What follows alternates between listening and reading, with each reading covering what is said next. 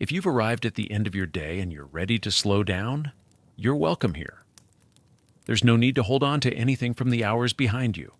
Let it all settle as you settle. Tonight, we're looking at something simple and real.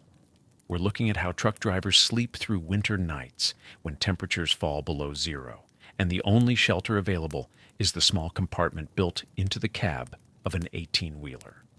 This is not a story about danger or drama. It's a story about preparation, about the practical systems that create warmth inside metal and glass, and about the quiet routines that make rest possible when ice forms on windows and wind moves across empty highway rest stops. The sleeper cab is a small bedroom built behind the driver's seat. It measures anywhere from 40 inches to 80 inches in length. It contains a mattress, storage, and in modern trucks, a heating system independent of the main engine. On a winter night, this space becomes the only refuge between a driver and sub-freezing darkness. How that warmth is created, how that rest is achieved, and how drivers prepare for the coldest nights of the year. That's what we'll follow together step by step through the hours ahead. So let yourself settle. Let the day finish. And we'll begin. The sleeper cab, as we know it today, did not exist before the 1950s. Long-haul trucking was expanding across the country, and drivers were spending not just one night on the road, but multiple consecutive nights, covering distances that required days of travel. Early trucks offered no sleeping accommodation beyond the driver's seat. Drivers reclined as much as the seat allowed, or they pulled off the road and slept in motels, or they curled up in the front cab with a blanket and accepted the cold. The first sleeper berths were simple extensions of the cab. A metal compartment was added behind the seats, just large enough for a person to lie flat. There was no insulation to speak of. There was minimal separation from the driving area. The space was functional, not comfortable, and in winter it was as cold as the metal shell that surrounded it. Over the decades, the sleeper cab evolved. Manufacturers began to understand that drivers were not simply resting in these compartments, they were living in them. The space needed to function as a bedroom, and in winter, it needed to function as a shelter. Insulation was added, heating systems were developed, the compartments grew larger. The berths became enclosed spaces with curtains or solid partitions separating them from the driving area, creating a defined room rather than an open extension. Today, a modern sleeper cab ranges in size and sophistication. A basic model might offer a 40-inch berth, just wide enough to lie down, with minimal headroom and storage space tucked into corners.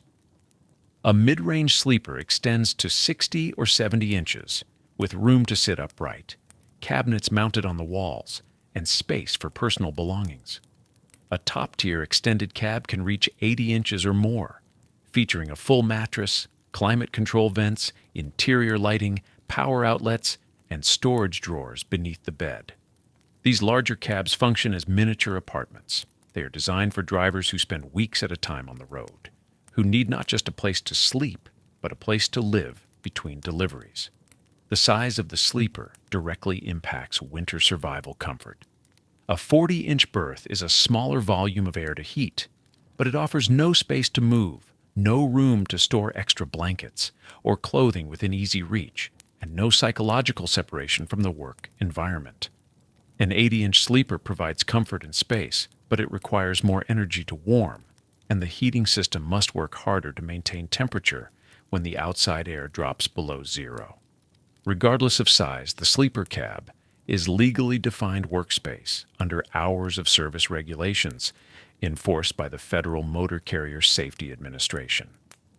Drivers must take a mandatory 10-hour rest period after 11 hours of driving. At least 8 of those hours must be consecutive, and they must be spent in the sleeper berth. This is not optional. A driver cannot simply sit in the front seat. The rest must occur in the designated sleeping compartment. This legal requirement transforms winter preparedness from preference to necessity. A driver cannot avoid the sleeper berth. A driver cannot choose to keep driving until reaching a warmer location or a motel. When the hours are used, the truck must stop, and the driver must rest in the cab regardless of the temperature outside, regardless of the weather conditions, regardless of the location. The sleeper cab becomes the only shelter available, and the systems within it must provide enough warmth to allow actual rest. Modern sleeper cabs achieve this through insulation. The walls, ceiling, and floor are constructed with layered materials similar to residential building techniques. Foam core panels provide thermal resistance. Thermal barriers reflect heat back into the cabin. Interior lining covers the insulation and creates a finished surface. The result is an R value, a measurement of thermal resistance that allows the compartment to retain warmth. The R value of a sleeper cab is substantially lower than that of a house, but it is enough to slow heat loss and create a temperature difference between inside and outside. The sleeper is separated from the driving area by a curtain or a solid partition. This separation serves multiple purposes. It blocks light from the front windshield, creating darkness for sleep. It reduces noise from the road and from other trucks in the parking area. And it defines a smaller enclosed space, which is easier to heat and maintain at a stable temperature. Drawing that curtain or closing that partition transforms the cab. The sleeper becomes a bedroom. The driving area becomes somewhere else.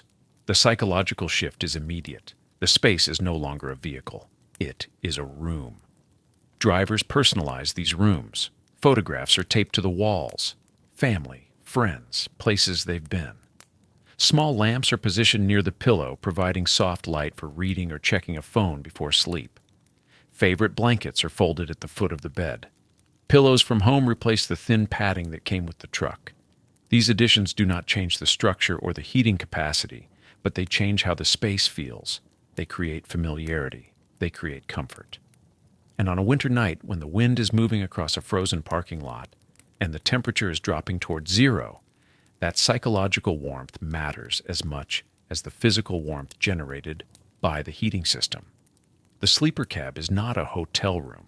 It is not a house, but it is a refuge built specifically for the purpose of rest, insulated against the cold, equipped with systems designed to sustain warmth, and adapted over decades to meet the practical needs of people who must sleep in metal boxes through the coldest nights of the year. A 40-inch sleeper berth is 40 inches from the back of the driver's seat to the rear wall of the compartment. That is the entire length available for sleep. A standard pillow is 20 inches long. A person lying flat with their head on that pillow has 20 inches remaining for their body. This is not enough, so the driver sleeps diagonally, angling from one corner to the opposite corner, gaining a few additional inches. Or the driver sleeps with knees bent. Or the driver is short enough that 40 inches is sufficient, though this is rare. The width of a 40-inch sleeper matches the width of the cab itself, usually around 6 feet. This allows enough space to lie flat without touching both side walls, but there is no room to roll over comfortably. There is no room to sit upright without hunching. The ceiling is low, often just 3 feet above the mattress. Storage is limited to narrow shelves along the walls or a single cabinet above the foot of the bed. Everything the driver needs for the night must fit within this compressed volume. Blankets, clothing, food, water, phone charger, flashlight, and any personal items that provide comfort. Heating a 40-inch sleeper is easier than heating a larger space. The volume of air is small. A compact heater can raise the temperature quickly and maintain it with minimal fuel consumption. But the lack of space creates other challenges. There's nowhere to layer extra blankets except on top of the driver. There's no room to move away from a cold spot near the wall or to shift position if one side of the body becomes uncomfortable. The driver is sealed into the warmth, but also sealed into the constraints. A 60-inch sleeper berth extends 5 feet from the seat partition to the rear wall. This is enough length for most people to lie flat without angling. The additional space allows for a slightly higher ceiling, enough to sit upright with minimal clearance. Storage expands. Cabinets can be mounted on both side walls. Drawers can be built beneath the mattress. A small shelf near the pillow holds a phone, a water bottle, a book.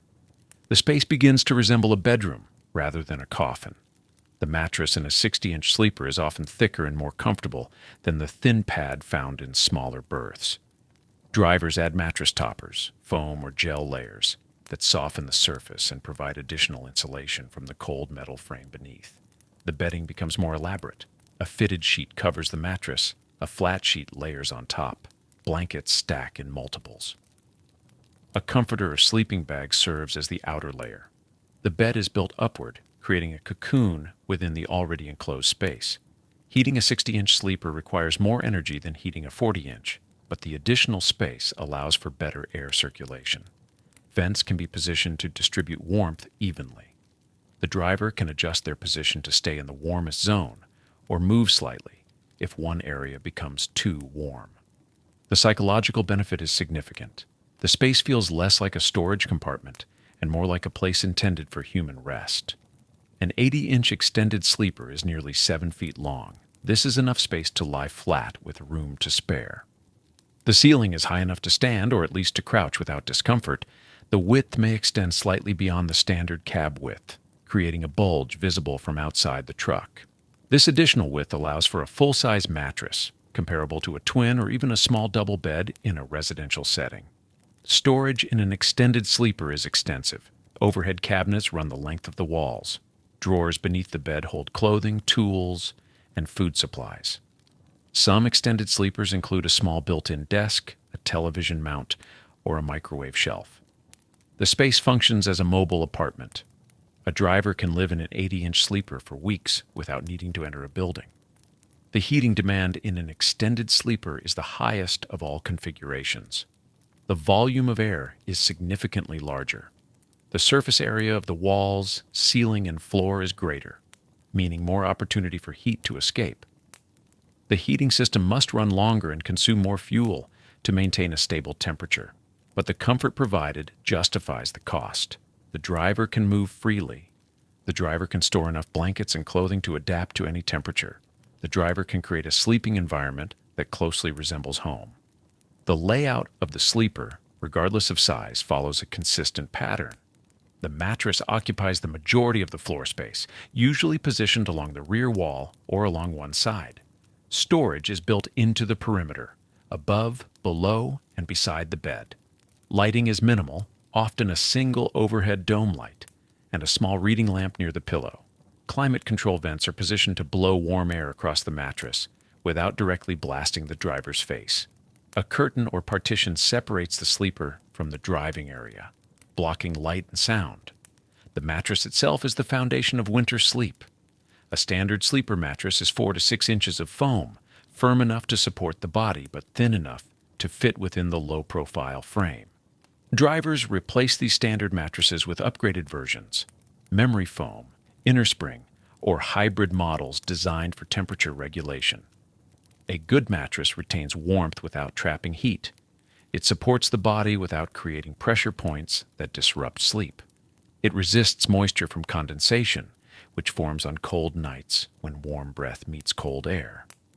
The size and layout of the sleeper cab shape every aspect of winter sleeping. A small space heats quickly but confines the body. A large space offers comfort but demands more energy to warm. The driver must balance fuel consumption, heating capacity, and personal comfort within the fixed dimensions of the compartment. And once the balance is found, once the space is prepared and the systems are running, the sleeper cab becomes what it was designed to be: a small, warm, enclosed refuge in the middle of a frozen night. Outro, the sleeper cab, is not complicated. It is a small room built into the back of a truck. It contains a bed, some storage, and a heating system. On a winter night, it provides warmth and shelter. That is its function, and it performs that function through preparation, insulation, and the practical systems drivers have relied on for decades. What follows in the hours and nights ahead is simply the continuation of this routine. The heater will run, the blankets will layer, the temperature outside will drop, and the temperature inside will hold. Drivers will sleep, wake briefly, and sleep again. Morning will come, ice will melt from the windows, and the truck will return to the highway. This is not a single event. It is the steady rhythm of winter driving, warmth created, rest achieved, and the knowledge that tonight will require the same quiet preparation once again. Thank you for spending this time here. Rest well. The sleeper cab is a metal shell. Steel frames support fiberglass walls. Aluminum panels form the exterior. Glass fills the window frames. None of these materials by themselves resist cold. Metal conducts temperature readily. Glass offers almost no barrier. Without intervention, the interior of a parked truck in freezing conditions would match the outside air within minutes. The driver would be sleeping in a box barely different from the open night. But modern sleeper cabs are not bare metal. They are insulated structures, built with layers designed to slow the movement of cold inward and warmth outward, creating a space where heat can be generated and retained through the long winter darkness. The insulation begins with foam core panels installed between the outer shell and the interior walls. These panels, typically made from closed-cell polyurethane or polyisocyanurate foam, fill the gaps where cold would otherwise flow freely. The foam traps air in thousands of tiny sealed pockets, and still air resists temperature transfer. This is the same principle used in residential construction, though the application differs. In a house, insulation sits within thick wall cavities and attic spaces, often measuring 6 inches or more in depth. In a sleeper cab, space is limited. The foam must fit within wall cavities only a few inches deep, compressed between the exterior panels and the interior lining. The result is insulation with an R value, a measure of thermal resistance, significantly lower than a home, but substantial enough to create a meaningful barrier against winter cold. R values measure how well a material resists heat flow.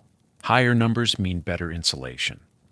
A typical insulated sleeper cab wall might achieve an R value between 4 and 8, depending on the foam thickness and quality. A residential exterior wall, by comparison, often reaches R13 to R20. The sleeper cab is less protected, but the difference matters less than it might seem. The space being heated is far smaller. A sleeper compartment measures perhaps 40 to 80 cubic feet, compared to hundreds or thousands in a house. Less volume requires less energy to warm, and heat loss, though faster per square foot of surface, affects a smaller total area. The cab can reach comfortable temperature with modest heating output, and the insulation slows the escape enough that warmth builds and holds. Thermal barriers layer over the foam in many modern cabs. These are thin, reflective sheets, often aluminum-faced, installed between the foam and the interior panels. They work not by trapping air, but by reflecting radiant heat back into the cabin. Heat moves in 3 ways: conduction through materials, convection through air currents, and radiation through space. The foam handles conduction and convection. The reflective barrier addresses radiation, bouncing warmth back toward the interior rather than letting it radiate outward through the walls. The effect is subtle but measurable, adding perhaps another R value point and contributing to the overall retention of generated heat. The interior lining completes the assembly. Fabric-covered panels, plastic trim, and padded surfaces cover the structural insulation, creating the visible walls and ceiling of the sleeper. These materials add minimal insulation value themselves, but they serve other purposes. They seal gaps where air might leak. They provide a finished surface that feels warmer to the touch than bare metal. They absorb some sound, reducing the echo and mechanical noise that would otherwise fill the space. The lining transforms the insulated shell into something that feels like a room rather than the inside of a vehicle. Windows present the weakest point in this thermal envelope. Glass conducts heat far more readily than insulated walls. A single-pane window offers an R value near 1, almost no resistance. Most modern sleeper cabs use dual-pane windows, with 2 layers of glass separated by a sealed air gap. This construction raises the R value to around 2, better than single pane, but still far below the walls. Heat escapes through windows throughout the night, and cold radiates inward. Drivers feel this when sitting near a window in freezing weather. The glass chills the air directly around it, creating a cold zone even when the heater runs. Curtains help. Heavy fabric drawn across the windows adds another layer of still air and blocks radiant heat loss. Insulated curtains with foam or quilted layers perform better still, effectively doubling the window's resistance and reducing the cold radiating into the sleeper. The floor receives less attention, but matters as much as walls. Cold air settles and the cab floor sits directly above the truck's frame rails, and, in many designs, exposed to airflow from beneath. Some manufacturers install foam insulation under the sleeper floor, creating separation from the cold metal below. Others rely on carpet and padding to provide a minimal barrier. Drivers often add their own layers, foam mats, thick rugs, or even cut sections of sleeping pad to reduce the cold rising from below. The floor remains the coldest surface in the cab, and those sleeping in the lower bunk of a double berth configuration feel this more acutely than those in the upper bunk, where rising warm air gathers. The door seals and panel joints are managed with rubber gaskets and weather stripping, the same materials used in houses and cars. These flexible barriers compress when the door closes, blocking the gaps where metal meets metal. Over time, weather stripping degrades. Rubber hardens in cold, cracks with age, and loses its sealing ability. Air leaks develop, letting drafts flow into the sleeper and warm air escape. Drivers learn to check seals regularly, replacing worn strips and adding foam tape where gaps appear. A well-sealed cab holds warmth measurably better than one with degraded seals, and the difference becomes obvious on the coldest nights when even small leaks create noticeable drafts. The partition or curtain separating the sleeper from the driving area serves as another thermal layer. The driving cab, with its large windshield and side windows, loses heat rapidly. Keeping this area separate from the sleeper reduces the volume that must be heated and prevents warmth from flowing forward into the uninsulated front cabin. Heavy curtains work better than thin ones. Some sleepers have solid panels with a small door, creating a true enclosed room. In these designs, the sleeper becomes a well-defined insulated box within the larger truck, concentrating heat where it's needed and ignoring the rest. None of this insulation makes the sleeper cab equal to a house. The walls are thinner. The windows are larger relative to floor space. The structure is designed for weight reduction and road durability, not maximum thermal performance. But the layered approach, foam core, reflective barriers, interior lining, sealed gaps, and separated spaces, creates a shell that holds heat effectively enough for survival and comfort. A driver running a heater in a well-insulated modern sleeper can maintain interior temperatures 60 or 70 degrees warmer than the air outside, even as wind drives subzero cold against every surface. The insulation does not generate warmth, but it makes the warmth generated by heating systems usable and sustainable, slowing its escape enough that rest becomes possible through the frozen night. The sleeper cab arrives from the factory as an industrial space. The walls are neutral fabric, usually gray or tan. The mattress is standard foam, firm and utilitarian. Storage compartments are empty plastic or fabric pockets.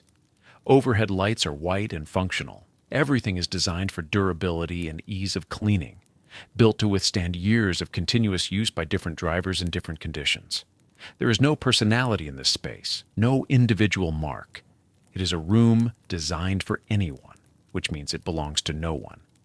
But drivers do not leave it this way. Over days and weeks and months, the industrial shell becomes personal. Small objects appear. Familiar items fill the storage nets. The space changes, and with that change comes a different kind of warmth. Not the physical heat of insulation and heaters, but the psychological comfort of a place that reflects the person living within it. Photographs arrive first for many drivers, small frame pictures placed on the narrow shelf above the bunk, or taped to the wall near the pillow. Family faces look out into the dim interior, children at different ages, partners smiling in sunlight from years past. Sometimes pets, dogs waiting at home, cats curled in remembered windows. The photographs serve no practical function in the cold. They do not add insulation or generate heat, but they change the feeling of waking in darkness. The driver's eyes open to familiar faces rather than blank walls, and the sleeper becomes less isolated, less separate from the life waiting elsewhere. The pictures are reminders that this small cold space is temporary, that warmth and connection exist beyond the truck stop and the frozen night, that the work being done here has purpose tied to those faces. Blankets and bedding become personal quickly. The factory mattress remains, but drivers add their own layers. A favorite comforter from home, familiar in weight and texture. A quilt made by someone who mattered. Pillows in specific firmness chosen over time, replacing the thin standard issue foam that came with the cab. Some drivers carry sleeping bags rated for extreme cold, unzipped and used as top layers, the synthetic fill providing reliable warmth while also carrying the association of camping trips or outdoor work from another part of life. The bedding is functional. It provides necessary insulation during winter nights, but the choice of which blankets, which colors, which textures reflects individual history and preference. The bed stops being generic and becomes the driver's own bed, even though it sits in a truck cab in a different parking lot each night. Lighting changes the space. The overhead dome light is harsh and bright, designed for visibility during loading checks or paperwork. Drivers add small lamps. Battery-powered LED reading lights clipped to the bunk frame, casting focused pools of warm-toned light. String lights along the upper edge of the compartment, the kind sold for holiday decoration, but used here year-round to create softer ambient glow. Some mount small touch-activated puck lights on the walls, giving control over illumination without reaching for distant switches. The lighting shifts the atmosphere from industrial to inhabitable. Dim, warm light in the evening creates separation from the day's driving, a visual signal that work has ended and rest is beginning. The small lights also reduce the contrast between the bright interior and the darkness pressing against the windows, making the space feel more contained and protected rather than exposed. Storage areas fill with personal items that have nothing to do with driving. A small speaker for music or podcasts, creating sound that fills the silence and makes the space feel less empty. Books stacked in overhead nets, paperbacks or magazines that provide something to read during the evening hours before sleep. A travel mug with coffee stains and a specific handle grip used every morning. More familiar than any mug at a truck stop counter. Clothing hung on hooks becomes recognizable. A particular jacket, a hat from a specific place, items that carry association and memory. Drivers keep small tools and objects within reach, not because they are needed, but because having them close provides a sense of preparedness and control. A flashlight that has been carried for years, a pocket knife that belonged to someone else first, a notebook for thoughts or mileage tracking. Some drivers bring items of comfort that seem impractical in a space this small. A stuffed animal tucked against the pillow, something carried from childhood or given by a grandchild. A small religious icon or symbol mounted on the wall, providing spiritual presence during isolated nights. A postcard or map pinned above the bunk, showing a place visited or a destination hoped for. These objects take up space in an environment where space is scarce, but they persist because they provide emotional grounding. They make the sleeper cab feel less like a vehicle and more like a temporary home, a place where rest is not just physical recovery, but also psychological retreat. The arrangement of these items follows individual logic. Some drivers keep the space meticulously organized, everything in its specific place, the small compartment maintained with near-military order. Others allow controlled clutter, objects piled in familiar configurations, a controlled chaos that somehow remains navigable in darkness. Both approaches serve the same purpose, creating predictability. When the driver settles into the bunk at night, muscle memory takes over. The water bottle is always in the same spot. The phone charger runs to the same corner. The extra blanket folds at the foot of the bed in the same way every time. This consistency matters in the disorientation of waking at 3 a.m. in a different parking lot, in another state, surrounded by cold and darkness. The familiar arrangement anchors the driver, confirming location and safety without needing full consciousness. The transformation of the industrial sleeper into personal space happens gradually and without ceremony. There is no moment when the cab suddenly feels like home. Instead, each added item, each small customization, each familiar object placed within reach contributes to a cumulative shift. The space remains small. The walls are still metal and foam. The windows still face frozen parking lots under distant highway lights. But the interior becomes distinct, marked by individual presence, shaped by preference and need and memory. The driver sleeping here is not simply occupying a vehicle compartment. This space, for the night and for all the nights across winter, belongs to them in a way that matters. When the heater runs and the temperature inside rises, when the curtains are drawn and the small lamp casts its warm light, when familiar blankets are pulled close and photographs look down from the shelf, the sleeper cab fulfills both functions. It is the insulated shell that holds physical warmth against the cold, and it is the personalized refuge that holds psychological warmth against isolation. Both are necessary. Both make the long frozen nights survivable. The insulation and heating systems provide the foundation, but the personal space within the shell provides the reason to settle in, close your eyes, and trust that rest will come. For decades, the solution to sleeping through winter cold was straightforward and continuous. The driver would complete the day's route, pull into a truck stop or rest area, set the parking brake, and leave the diesel engine running.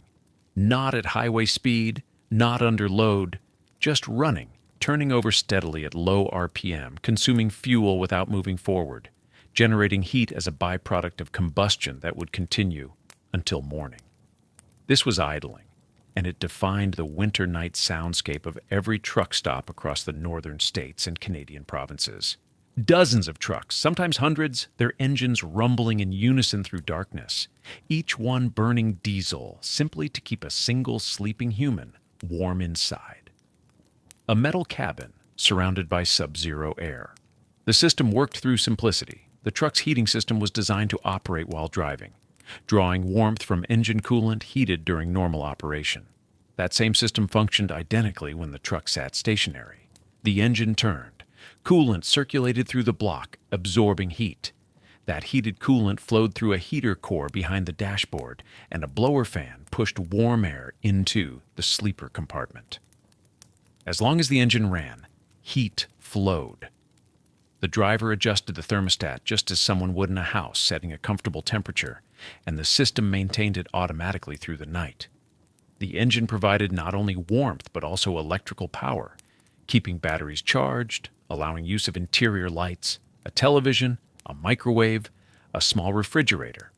The idling engine transformed the truck into a self-sufficient mobile room, independent of external infrastructure, warm and powered through the coldest nights. But this warmth came with measurable cost. A diesel engine at idle consumes fuel at a rate that varies with engine size and temperature, but typically falls between 0.8 and 1 full gallon per hour. Over a 10-hour mandatory rest period, this meant 8 to 10 gallons burned without the truck moving a single mile.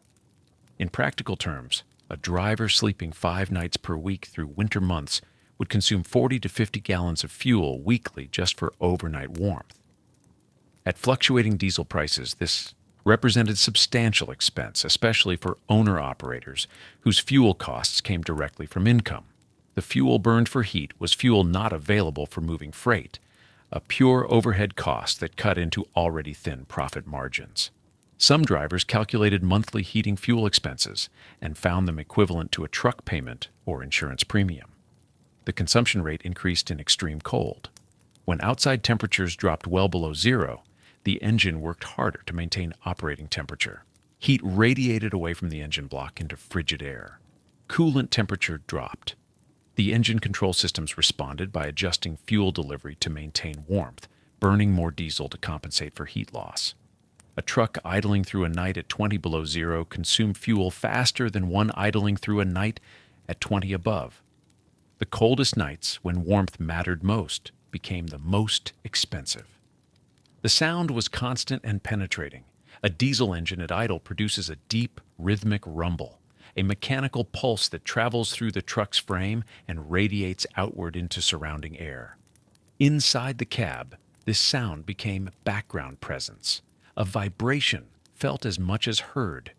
Drivers grew accustomed to sleeping with this rumble beneath them, around them, a continuous reminder that the system providing warmth was functioning. Some found it comforting, a mechanical heartbeat that signified safety. Others tolerated it as necessary cost of winter survival.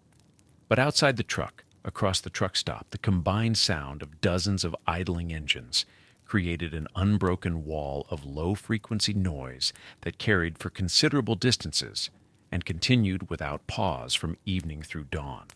This sound affected not only truck stop environments, but also residential areas near highway rest stops and truck-accessible parking areas.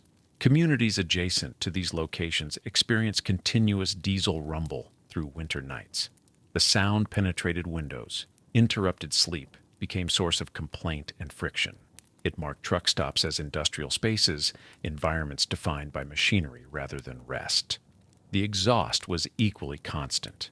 Each idling truck released a steady stream of diesel exhaust into the night air. Carbon monoxide, nitrogen oxides, particulate matter, unburned hydrocarbons. Individually, the emissions from a single idling truck were small. Collectively, across hundreds of trucks idling simultaneously at major truck stops, the air quality impact was measurable. Visible haze sometimes formed on still cold nights when exhaust hung low and failed to disperse. The smell of diesel exhaust became inseparable from the truck stop experience, a chemical odor that clung to clothing and marked the spaces where trucks gathered. Environmental concerns grew gradually through the 1990s and into the 2000s. Research quantified the emissions impact. Studies measured fuel consumption. The practice of idling for comfort, once simply accepted as necessity, came under scrutiny as wasteful and polluting. The warmth it provided to individual drivers was undeniable, but the broader costs, environmental, economic, acoustic, became harder to justify as awareness grew and alternatives began to emerge. For drivers, idling represented security. It was the known method, the reliable method, requiring no additional equipment or investment beyond the truck itself. Every truck could idle. Every driver understood how. It worked in all temperatures, in all conditions, as long as fuel remained in the tanks. This universality made it default solution, the baseline against which all alternatives would be measured. But the forces building against it, regulatory pressure, fuel costs, noise complaints, environmental impact, were creating conditions in which this decades-old practice would no longer remain viable.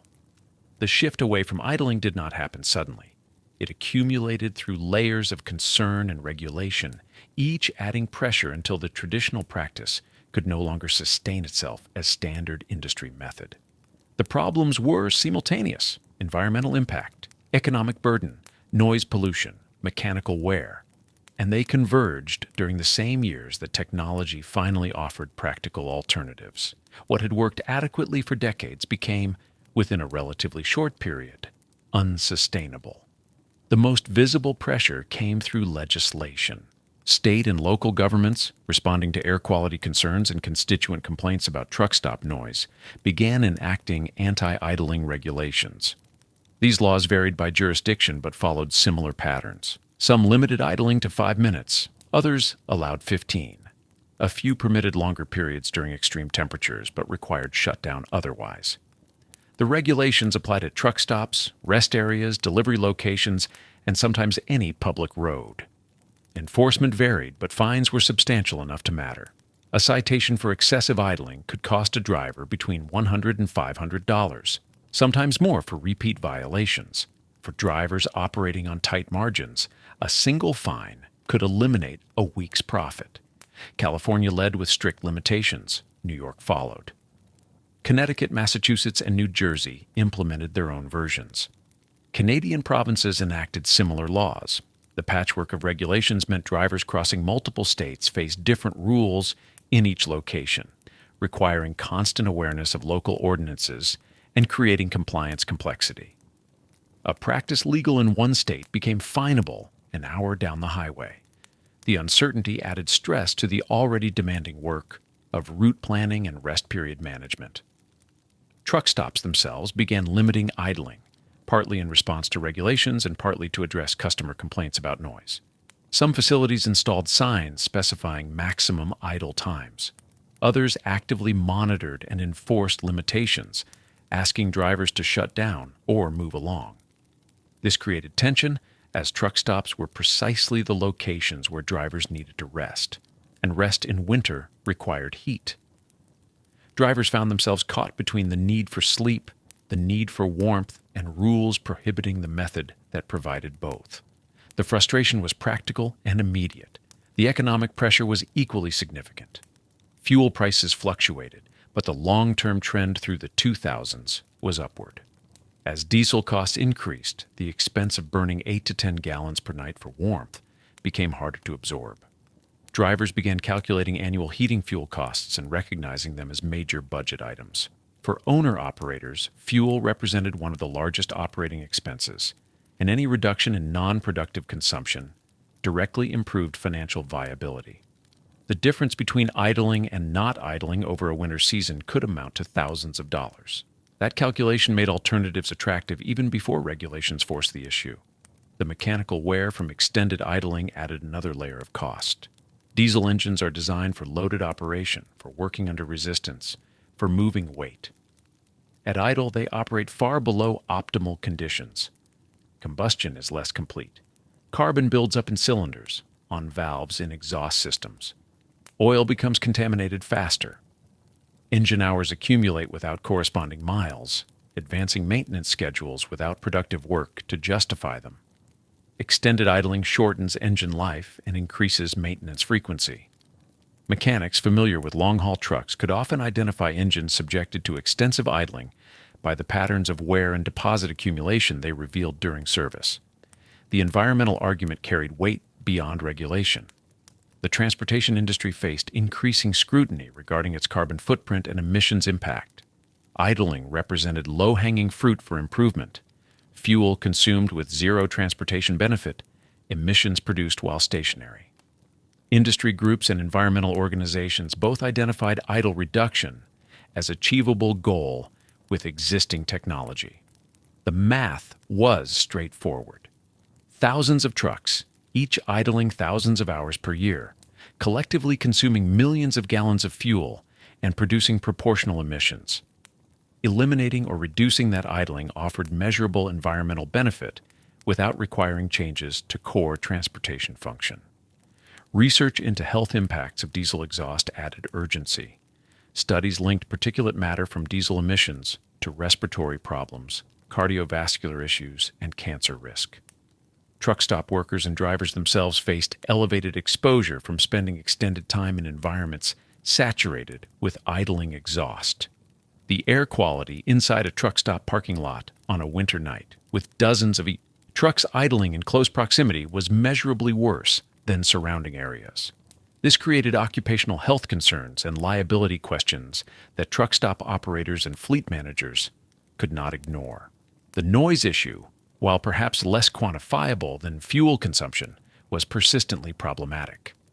Residential communities near truck stops organized complaints. Municipalities received ongoing pressure to address truck noise. The deep rumble of idling diesels became symbol of inconsiderate industrial presence, regardless of the fact that drivers were simply trying to survive cold nights. The conflict was between legitimate need for rest and warmth on one side and legitimate desire for quiet residential environment on the other. Neither side was unreasonable, but the two needs were incompatible when idling was the only available solution. Technology development occurred in parallel with these pressures. Auxiliary power units and diesel-fired heaters had existed for years but had been expensive. Niche products used primarily in premium sleeper cabs. As regulatory and economic pressures mounted, manufacturers refined these technologies, reduced costs, and marketed them as direct idling replacements. The timing was crucial. Restrictions on idling would have caused significant hardship without viable alternatives. The availability of alternatives made restrictions politically feasible and practically enforceable. The two trends reinforced each other, creating conditions for rapid industry shift. By the late 2000s, idling had transformed from standard practice into problem-requiring solution. Drivers who continued idling faced fines, social pressure, fuel costs, and mechanical consequences. The method still worked in purely functional terms. It still provided heat, but the context had changed completely. What had once been simple and universal had become complicated and costly, a practice on its way to obsolescence not because it failed to keep drivers warm, but because its broader impacts could no longer be sustained. The industry needed new methods, and the conditions finally existed for those methods to spread from niche applications into mainstream adoption. The auxiliary power unit changed winter sleeping for thousands of drivers who could afford the initial investment. It was not a modification to the main engine. It was not a simple heater. It was a separate, independent system, a small secondary engine mounted to the truck frame, usually just behind the cab or beneath the sleeper, designed to provide both electricity and heat without requiring the diesel engine to run. The solution was mechanical, practical, and engineered specifically for the problem of maintaining warmth and power through long winter nights without consuming fuel at the rate of a full-size truck engine. The unit itself was compact, about the size of a large toolbox, metal housing, fuel lines connecting to the main diesel tanks, exhaust routed away from the cab, electrical connections running to the sleeper's climate control and power outlets. Mounting brackets secured it to the frame. The installation was permanent. The weight was manageable. The function was reliable. This was a piece of equipment built to endure the same conditions as the truck itself. Sub-zero temperatures, constant vibration, years of continuous use. When activated, the APU started its own small engine. The sound was distinct from the main diesel, quieter, higher pitched, a steady mechanical hum rather than the deep rumble of 18 wheels worth of power. The noise was present, but not overwhelming. Inside the sleeper, with insulation and curtains in place, the sound faded to background, a consistent low drone that many drivers found easier to sleep through than the louder idle of a full engine. Some drivers never noticed it after the first few nights. It became part of the environment of rest. The system burned diesel fuel, the same fuel the main engine used, drawn from the same tanks. But the consumption rate was different, dramatically different. Where idling a full truck engine consumed roughly 1 gallon per hour, an auxiliary power unit burned only 1/10 to 1/5 of that amount. 0.1 gallons per hour in mild conditions, 0.2 gallons per hour in deeper cold. Over a 10-hour night, this meant 1 to 2 gallons of fuel instead of 10.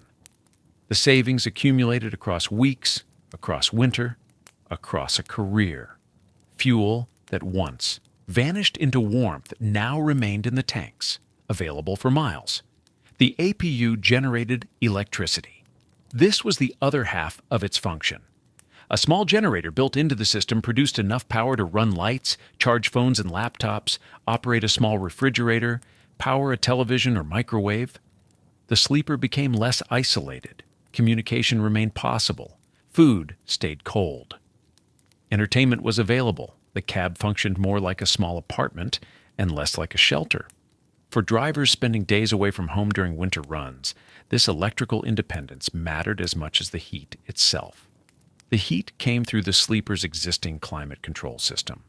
The APU fed hot coolant through lines that connected to the cab's heater core, the same component used when the main engine ran. Warm air flowed from the vents.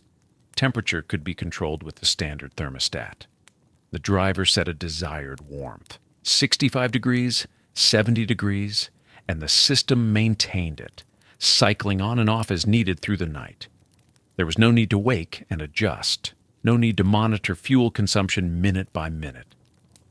The automation was simple but effective. In extreme cold, when temperatures dropped well below zero, the APU worked harder. The small engine ran more continuously. Fuel consumption increased slightly. But even in the deepest winter conditions, the unit remained far more efficient than idling the main engine. A driver parked in Montana in January facing overnight lows of 20 below might burn a 1/4 gallon per hour from the APU. Still only 2.5 gallons through a 10-hour night. Still a fraction of what the alternative required. The mathematics favored the system even when conditions pushed it to maximum output. The cost was the barrier. $8,000 for a basic unit, $12,000 for models with higher output or additional features. This was not an expense most drivers could absorb easily. Owner-operators who owned their trucks and controlled their own equipment decisions were more likely to install APUs. Company drivers operating fleet-owned trucks depended on whether their employer chose to invest in the technology. Some large carriers equipped their entire fleets. Others installed units only on trucks assigned to routes with strict anti-idling regions. Many smaller companies avoided the expense entirely, leaving drivers to manage with idling where legal or endure cold where it was not. Maintenance was required. The APU was an engine, and engines needed oil changes, filter replacements, periodic inspections. The service intervals were measured in hours of operation rather than miles driven. A unit running 10 hours per night accumulated 3,000 hours per year, equivalent to a significant portion of main engine use. Neglect led to failure. Failure on a winter night, far from service facilities, meant waking to cold and no backup plan except starting the main engine if legally permitted. Responsible drivers tracked APU hours as carefully as they tracked driving hours. The reliability, when maintained, was high. These systems were designed by companies that specialized in auxiliary power, manufacturers like Thermo King, Carrier, and Rigmaster. The engineering was specific to the demands of trucking. The units were built to start in cold, to run unattended, to survive vibration and weather. They were not experimental. They were proven technology, refined over years of use across hundreds of thousands of trucks. A well-maintained APU could operate for years without major failure, providing warmth and power through countless winter nights. Some drivers who could not afford an APU envied those who had them. The fuel savings alone could justify the cost over time, but time required surviving the upfront expense. Financing was available through some dealers.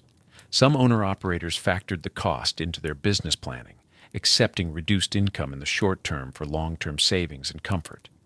Others chose different heating solutions, systems that cost less initially but offered fewer features. The APU represented the high end of winter heating technology for trucks, accessible to some, out of reach for others. The transformation it provided was quiet but thorough. A driver with an APU no longer calculated whether 10 hours of idling would consume fuel needed for the next day's route. No longer faced the choice between warmth and legality in states with strict idling bans. No longer woke to a dead phone because power had run out overnight. The system created a baseline of comfort and independence that changed the experience of winter driving. The night became less of an endurance challenge.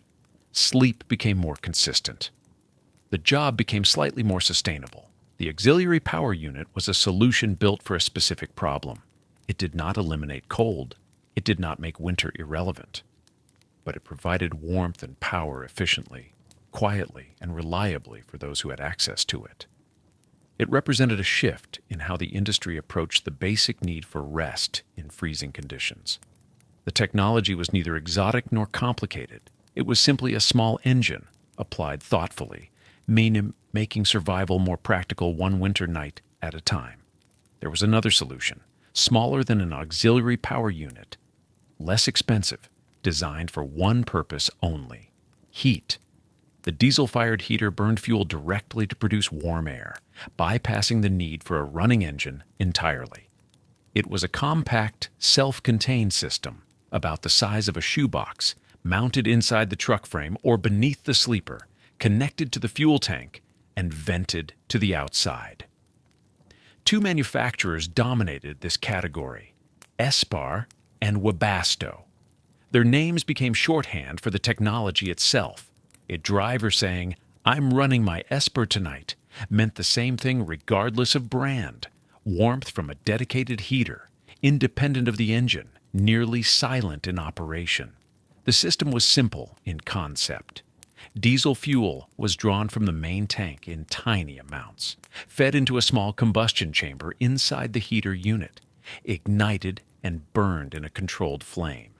The heat produced was transferred to air, pulled from inside the cab. That warmed air was then pushed back into the sleeper through small vents, often installed in the floor or lower walls. The exhaust from combustion vented outside through a pipe no wider than a thumb, routed away from the cab to prevent any fumes from entering the living space. The process was continuous as long as the heater ran. Fuel in, heat out, exhaust away. Clean, efficient, contained. The fuel consumption was minimal, 0.05 gallons per hour at low settings, 0.1 gallons per hour when running at higher output to combat deeper cold. Over a full night, this meant half a gallon to 1 gallon of diesel burned. Even across a week of winter nights, the total fuel used was less than a single fill-up of a passenger car. The efficiency came from the directness of the system. No energy was wasted turning a large crankshaft or powering auxiliary components. The flame-heated air. The air warmed the sleeper. Nothing more was required. The sound was barely present. A soft, steady hum, the whisper of the fuel pump clicking at intervals, a quiet, rhythmic tick, tick, tick that some drivers never noticed and others found soothing. The fan that circulated warm air added a gentle rushing sound, like breath moving through a narrow space. There was no rumble, no vibration, no deep mechanical noise. In a truck stop full of idling engines, a truck with only a diesel heater running was nearly silent from the outside. Inside, the sound was less intrusive than a household furnace. Many drivers reported better sleep with a diesel heater than with any other heating method. The absence of noise allowed the mind to settle more completely. The warmth built gradually. The heater did not produce instant heat the way starting a massive diesel engine did. When activated on a cold evening, the unit took several minutes to begin producing warm air. The flame needed to establish. The heat exchanger needed to warm. The fan needed to begin circulating. But once the system reached operating temperature, the warmth was consistent and controllable. Most units included a thermostat. The driver set a desired temperature, 68 degrees, 70 degrees, and the heater cycled on and off to maintain it. The cab did not overheat. The air did not become stale. The system responded to the environment, adjusting output as outside temperatures dropped or rose through the night. Installation required professional work. The heater had to be mounted securely. Fuel lines had to be tapped into the main tank with proper fittings to prevent leaks. Electrical connections had to be made to the truck's battery system to power the control unit and ignition. Exhaust and air intake pipes had to be routed through the frame with careful attention to positioning. Exhaust aimed away from the cab, intake placed where it would not draw in road spray or snow. Ventilation into the sleeper had to be installed, often requiring cutting into interior panels. The work took a skilled technician several hours. The cost for the heater itself ranged from $2,000 to $4,000, depending on the model and output capacity. Installation added another several hundred. This made diesel heaters more accessible than auxiliary power units. The upfront expense was roughly one-third the cost of an APU.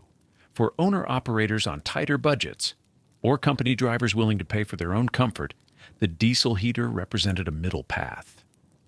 It did not provide electrical power, it could not run a microwave or charge a laptop without relying on the truck's batteries, but it solved the primary problem: staying warm through a freezing night without idling the engine. For many, that alone justified the investment. The heater ran on the truck's electrical system when not connected to shore power. The control unit, fuel pump, and fan drew power from the batteries. The consumption was low, similar to running the cab's interior lights, but it was not zero. On a long winter night, the heater could drain batteries if they were already weak or if the truck's charging system was not maintaining them properly. Experienced drivers monitored battery voltage, especially in extreme cold when battery capacity naturally decreased. Some installed additional batteries or upgraded to higher capacity models to ensure the heater could run all night without risking a dead battery in the morning. The maintenance was straightforward but necessary. The combustion chamber accumulated carbon residue over time. Fuel nozzles could clog. Sensors could fail. Manufacturers recommended annual inspections and cleaning, especially for units that ran frequently through long winters. Neglect led to reduced efficiency, rough operation, or failure to ignite. A heater that failed on a night when temperatures dropped to 10 below zero left the driver with no backup except layers of blankets or restarting the main engine. Preventive care was not optional. The SBAR and Webasto units differed slightly in design and control features, but their core function was identical. SBAR heaters were known for robustness and simpler controls. Webasto units often featured more advanced diagnostics and programmable timers. Some drivers preferred one brand based on past experience or mechanic recommendations. Others chose based on whichever system their local installer stocked and serviced. Both brands had earned reputations for reliability when properly maintained. Both had user communities where drivers shared troubleshooting advice and installation tips. The experience of sleeping with a diesel heater was distinct. The warmth was even, distributed through the sleeper by the circulation fan. There were no hot spots near vents or cold corners far from airflow. The air stayed relatively fresh because the system was not recirculating stale breath and moisture the way a completely sealed sleeping bag would. Condensation on windows was reduced compared to body heat alone, though not eliminated entirely in extreme cold. The thermostat maintained consistency, preventing the temperature swings that came from blankets alone. Too hot under heavy layers, too cold when they shifted during sleep. The quietness mattered more than many drivers expected. Sleep quality improved. Waking periods became shorter. The absence of vibration meant the body rested more fully.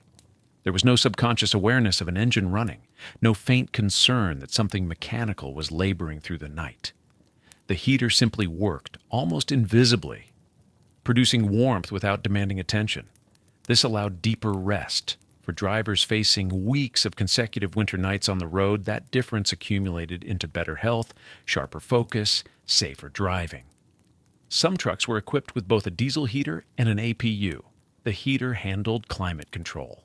The APU provided electrical power when needed. This combination offered full independence.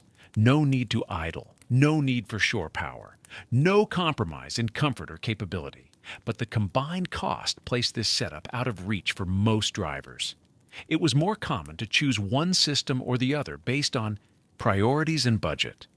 The diesel-fired heater represented practical engineering applied to a basic human need. It was not glamorous. It did not announce itself.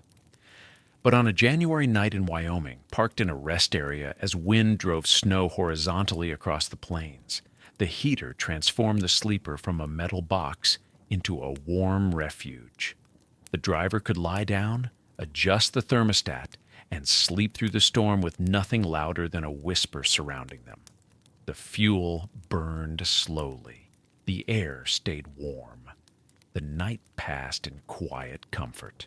When morning came, the truck started without hesitation, the batteries intact, the fuel gauge barely lower than the evening before. This was warmth made efficient. This was rest made possible. This was winter made endurable, one quiet night at a time. There is another option, quieter still and requiring no fuel combustion at all. Electric bunk heaters run directly from the truck's battery system, drawing 12-volt power to produce warmth without exhaust, without engine operation, without any moving parts beyond a small fan. They are compact units, often mounted beneath the bunk or along the cab wall, and they generate heat through resistance coils wrapped in protective housing. When activated, they pull current from the batteries and convert it to warmth that flows into the sleeper compartment through vented openings. The air circulates slowly. The system makes almost no sound. For drivers seeking the simplest possible heating method, these units offer appeal. No installation of fuel lines, no combustion chamber maintenance, no concern about propane or diesel supply. Just electricity transformed into warmth. But electricity comes from batteries, and batteries are finite. A truck's battery bank, even when robust, holds only so much stored power. An electric bunk heater draws substantial current, often 10 to 15 amps continuously, and that consumption adds up across the hours of a winter night. In moderate cold, when the heater runs intermittently and the needed warmth is modest, the batteries may hold through until morning. But as temperatures drop and the heater cycles more frequently or runs without pause, the drain accelerates. By dawn, the batteries may be depleted to the point where starting the main engine becomes difficult or impossible. A driver who chooses electric heat in bitter cold without running the engine or APU risks waking to a cab that is warm but immobile. The starter motor clicking weakly against batteries that have given everything to the heating coils during the night. So electric bunk heaters are used strategically. They work well in temperatures that hover just below freezing, where modest heat maintains comfort and the draw remains manageable. They serve as supplementary warmth when paired with other systems, a diesel heater providing the primary heat while the electric unit adds a boost to particularly cold corners of the sleeper, or an APU recharging the batteries while the bunk heater draws from them in controlled cycles. Some drivers use electric heat on nights when they plan to idle the engine anyway, letting the alternator replenish the batteries continuously while the heater operates. The electric unit becomes one component in a layered approach, not the sole source of warmth against deep winter cold. The simplicity offers advantages. There is no combustion smell, no carbon monoxide risk, no need to monitor fuel levels or worry about gelling. Installation is straightforward. Wiring connections and secure mounting, nothing more. Maintenance is minimal. The units are reliable within their limitations. For drivers who spend winter nights in regions where cold is present but not extreme, or for those who use truck stop shore power to supplement battery capacity, electric bunk heaters provide steady, uncomplicated warmth. They are particularly useful in states with strict idling laws, where running even an APU may draw attention, but battery-powered heat remains unregulated and silent. The limitation is not the heater itself, but the stored energy available to it. A truck equipped with multiple heavy-duty batteries has more reserve than one with a minimal setup. Some drivers invest in additional battery capacity specifically to support electric heating, adding a third or fourth battery to extend the available amp hours through the night. Others install battery monitors that display real-time voltage, allowing them to watch the draw and shut down the heater before depletion reaches critical levels. The mathematics are simple. Calculate the heater's amp draw, estimate the hours of operation needed, and confirm that the battery bank can supply that power while retaining enough reserve to start the engine in cold morning conditions when cranking requires maximum current. In practice, experienced drivers develop an intuitive sense of what electric heat can handle. If the forecast shows 25 degrees, the bunk heater will carry the night without trouble. If the forecast shows 5 below, the heater will drain the batteries long before dawn, unless another power source supports it.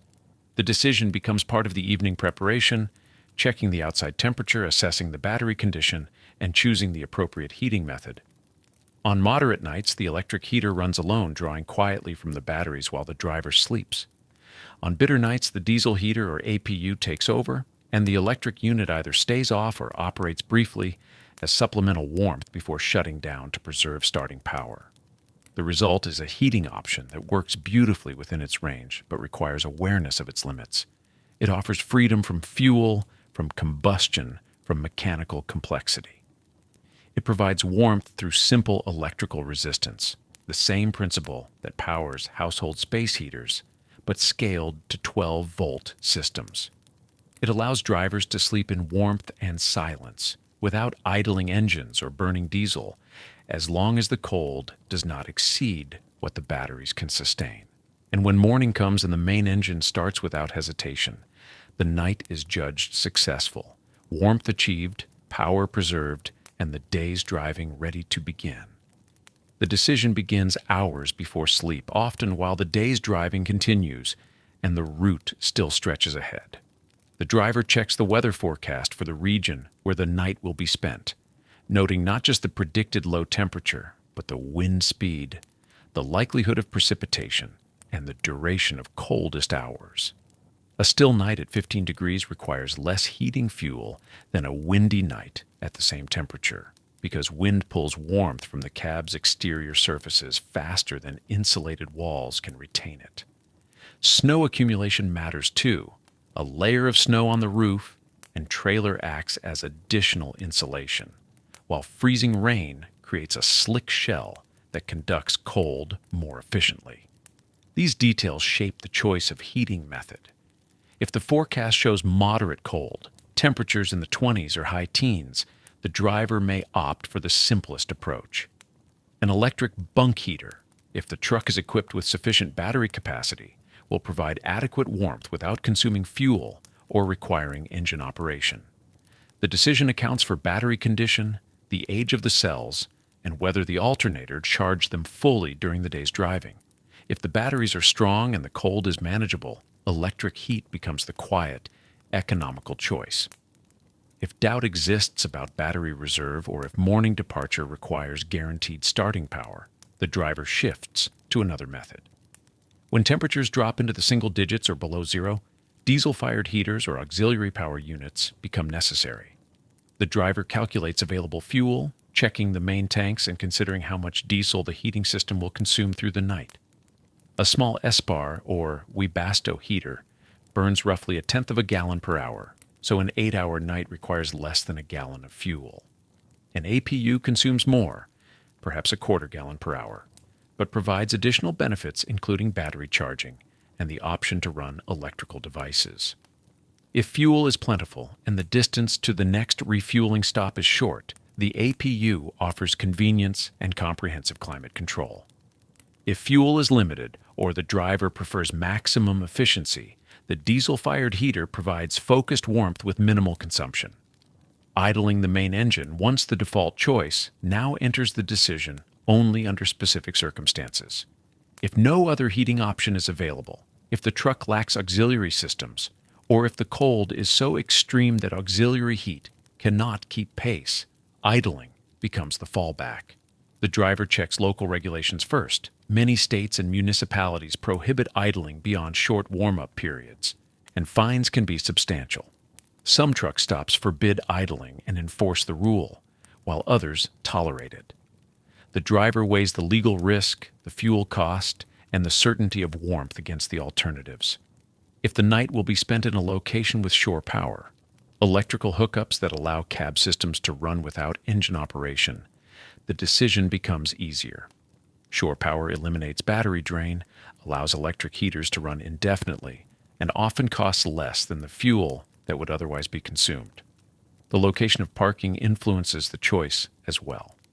A truck stop with amenities, nearby buildings, and other trucks clustered together creates a slightly warmer microclimate than an isolated rest area fully exposed to wind. Drivers know that parking among other vehicles provides minor windbreak effects, and that the radiated warmth from many idling engines raises the ambient temperature slightly, even if the individual driver is not idling. Conversely, a remote roadside pullout surrounded by open fields offers no such buffer, and the heating system must work harder to maintain interior warmth. These factors adjust the calculation. What works in a sheltered parking spot may fall short in an exposed position. The driver also considers the sequence of nights ahead. If tonight is the first of 3 consecutive cold nights on the road, conserving fuel becomes more important than if tomorrow will bring refueling and a return to milder climates. The remaining distance to the delivery point, the availability of fuel, stops along the route, and the overall trip budget all enter the decision. For owner-operators who pay fuel costs directly from revenue, the choice carries immediate financial weight. For company drivers, the choice reflects efficiency expectations and company policy regarding idling and auxiliary equipment use. So the evening decision is not impulsive, but methodical. The driver pulls into the chosen parking spot as daylight fades, the forecast fresh in mind, and the fuel gauge noted. The heating system is selected based on temperature, wind, fuel availability, battery condition, legal restrictions, and personal preference. The heater is activated, its operation confirmed by the flow of warm air or the gentle ignition click of a diesel burner. The cab begins to warm while the driver completes other preparations, arranging bedding, setting out water and clothing, securing the curtains. The heating choice becomes one element in the broader ritual of winterizing the cab. A decision made calmly and practically, ensuring that when sleep comes, warmth will hold through the coldest hours until first light. The decision about where to sleep begins hours before sleep itself. By mid-afternoon on winter days, drivers already think ahead to nightfall. They calculate remaining hours, check fuel levels, and begin watching for truck stops along the planned route. Winter nights fill parking spaces early.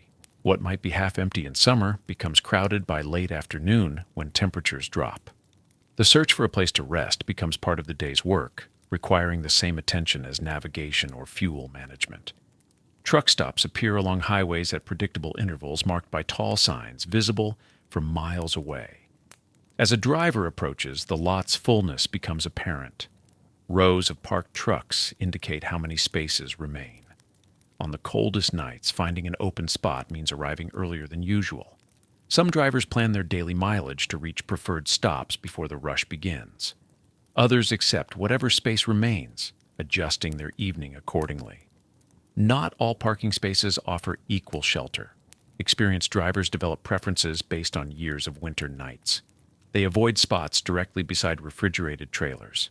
These reefer units run constantly, their diesel cooling systems creating a steady mechanical roar that penetrates sleeper cab walls. The sound makes sleep difficult. The exhaust adds diesel smell to cold air. Drivers seeking quiet steer towards spaces away from these units, even if it means parking farther from amenities. Wind direction matters. A truck stop might offer dozens of identical spaces, but their relationship to prevailing wind creates different experiences. Winter wind finds every gap in weather stripping, every imperfect seal around doors and windows. A truck parked with its nose into the wind shields the sleeper cab somewhat.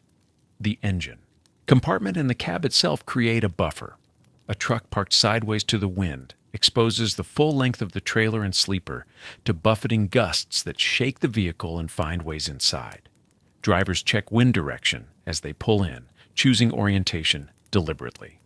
Some drivers consider morning sun. They park facing east when possible, positioning the windshield toward dawn light.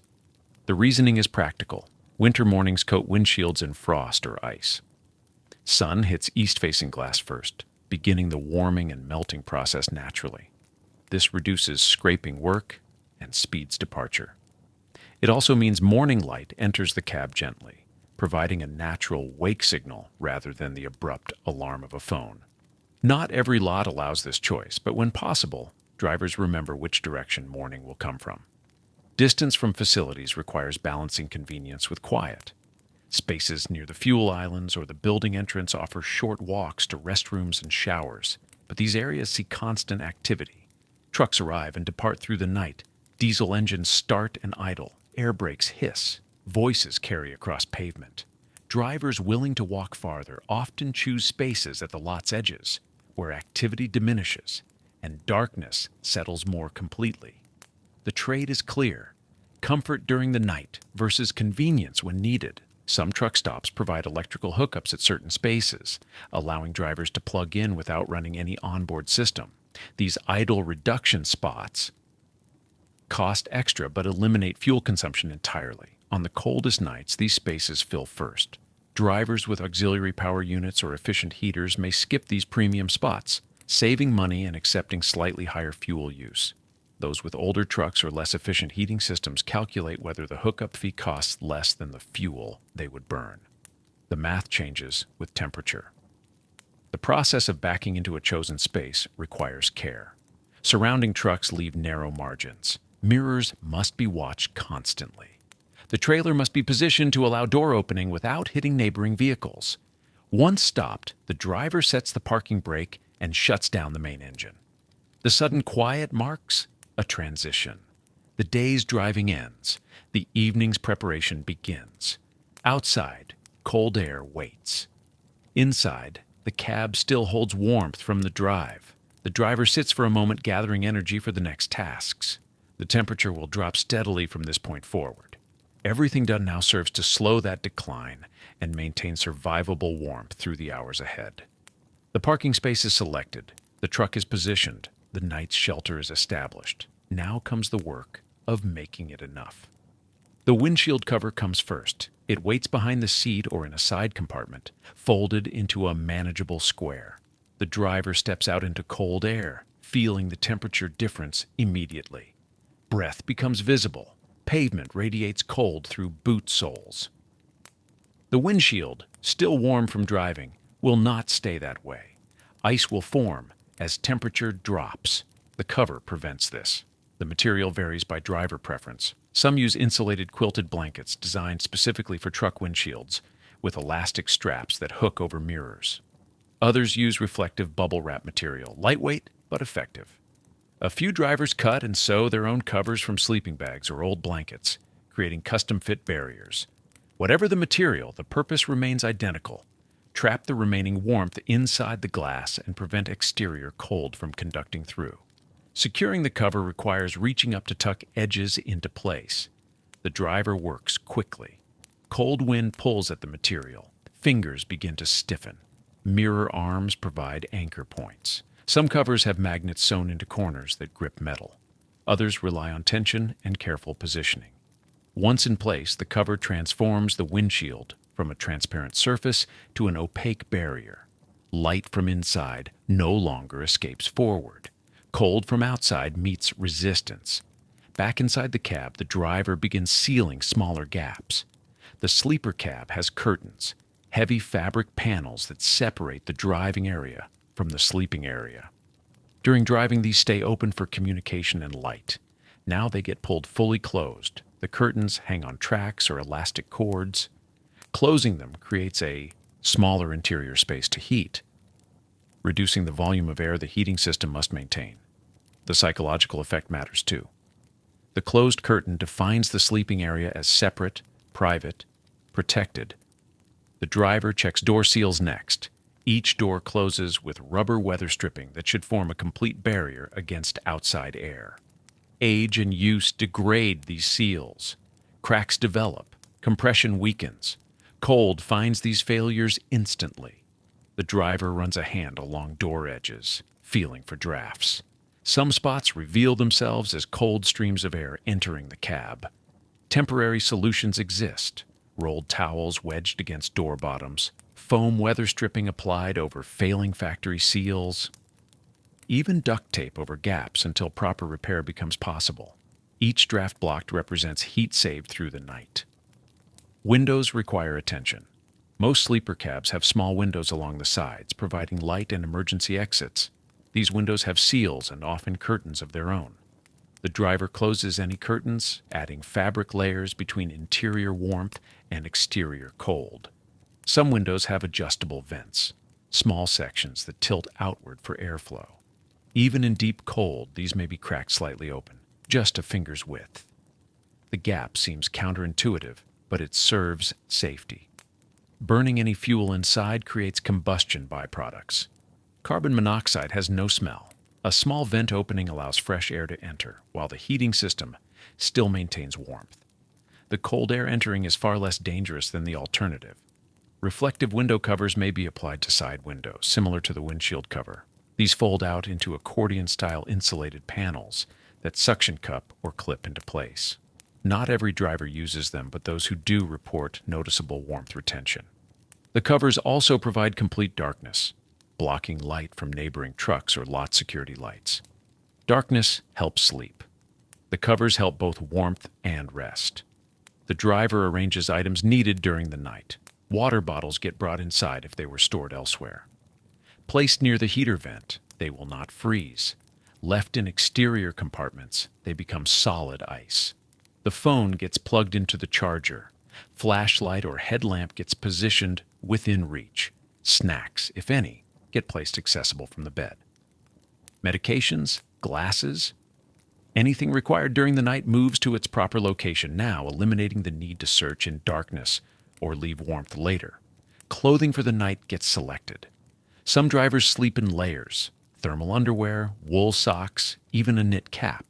Others prefer lighter clothing, trusting the heating system and bedding. The choice depends on personal comfort and confidence in the heating system. Everyone keeps heavy clothing within immediate reach. If the heater fails, or if an emergency requires leaving the cab, getting dressed quickly becomes critical. Insulated coveralls, boots, gloves, and a heavy coat sit ready, never packed away out of reach. The driver checks the heating system one more time. If using an auxiliary power unit, it runs smoothly. If using a diesel-fired heater, the fuel level is confirmed. The thermostat gets set. Some drivers prefer steady lower temperatures, sleeping under heavy blankets. Others set higher temperatures and use lighter covers. The system will cycle on and off through the night, responding to interior temperature. Knowing it functions correctly allows sleep. Uncertainty prevents it. The main engine has been off since parking. The cab temperature has already dropped from driving warmth toward equilibrium with outside cold. The heating system works to counteract this decline. But the winterization steps, windshield cover, closed curtains, sealed doors, covered windows, slow the heat loss significantly. Together, these barriers create a shell within a shell. The sleeper cab itself is insulated. The additional covers and seals add further protection. The result is a small space that can be kept survivably warm without excessive fuel consumption. The work takes perhaps 20 minutes. It is not complex, but skipping steps means discomfort or danger. A driver who neglects the windshield cover spends extra time scraping ice in the morning. A driver who ignores door drafts burns more fuel or wakes to cold. A driver who fails to position emergency clothing risks hypothermia. If systems fail, the routine exists because experience taught. It's necessity. Each step was learned, sometimes through difficulty. Outside, night has fully arrived. The truck stop settles into its overnight rhythm. Other drivers complete their own preparations. Lights glow through covered windows.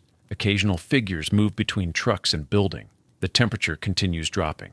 Inside the prepared sleeper cab, warmth holds steady. The barriers are in place. The systems run quietly. The night is ready to be survived.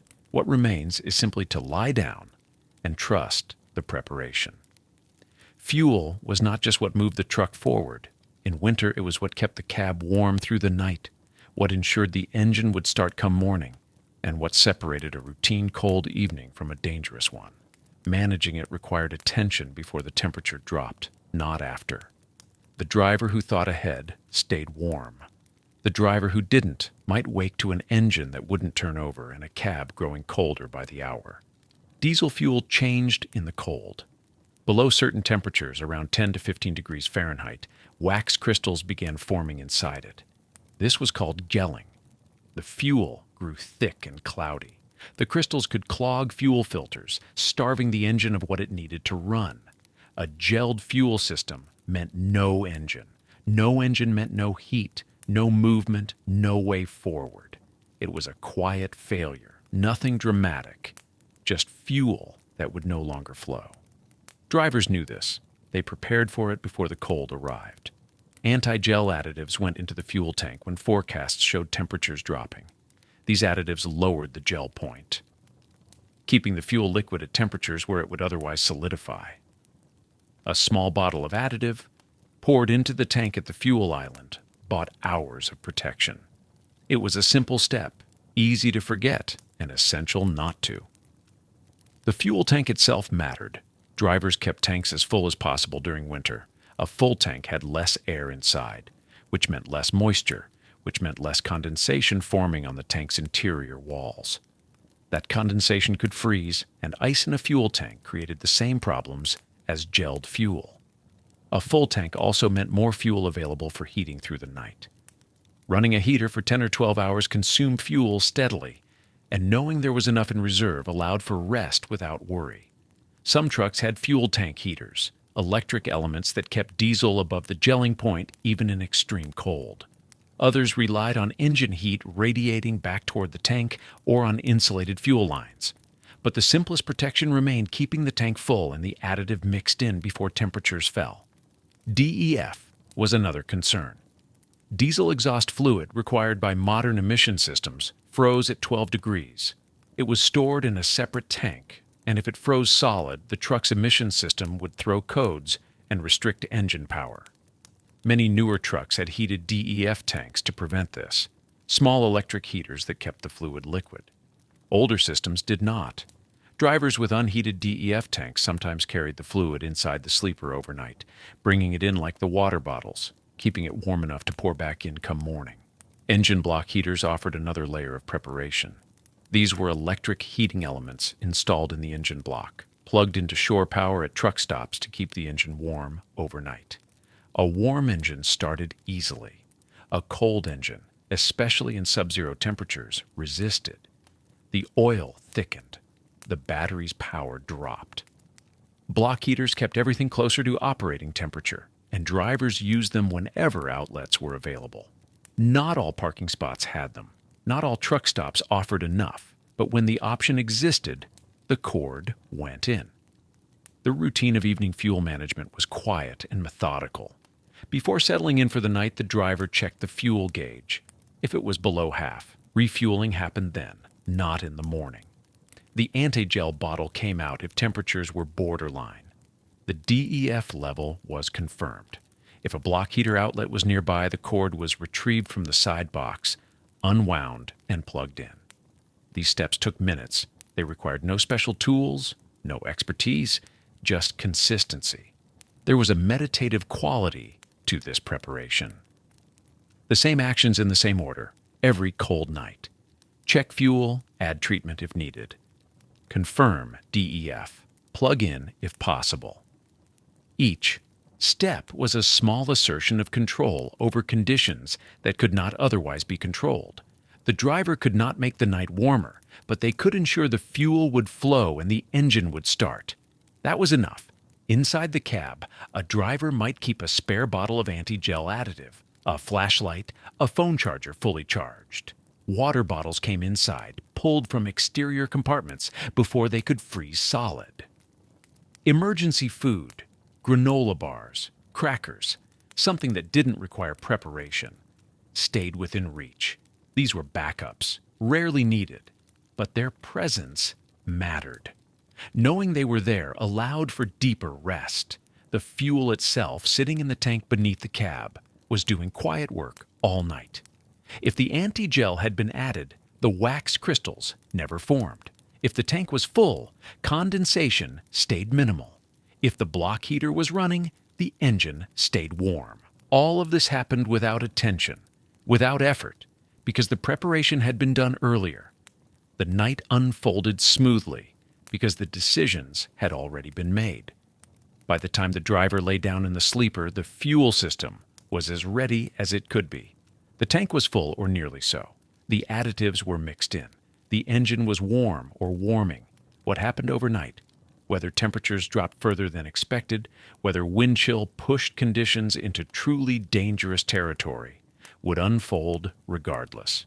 But the fuel would keep flowing. The heater would keep running. The engine would start when needed. The preparation held. The sleeper cab provided insulation, and the heater provided warmth, but the bedding provided the final layer of protection against cold. Drivers built warmth in stages, adding one blanket after another, creating a cocoon within the insulated space. This was not about luxury. It was about heat retention, about trapping body warmth in layers of fabric and air, about ensuring that if the heater faltered or the temperature dropped lower than expected, sleep would still be possible.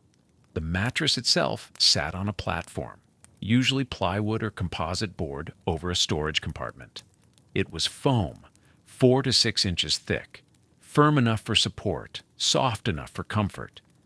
On its own, it provided little insulation from the cold surface beneath, so the first layer added was often a mattress pad, quilted fabric with a thin layer of fill, designed to create a barrier between body and foam. Some drivers used foam toppers, an additional inch or two of memory foam or egg crate padding. This lifted the body slightly further from the base and added a layer of air, which itself insulated.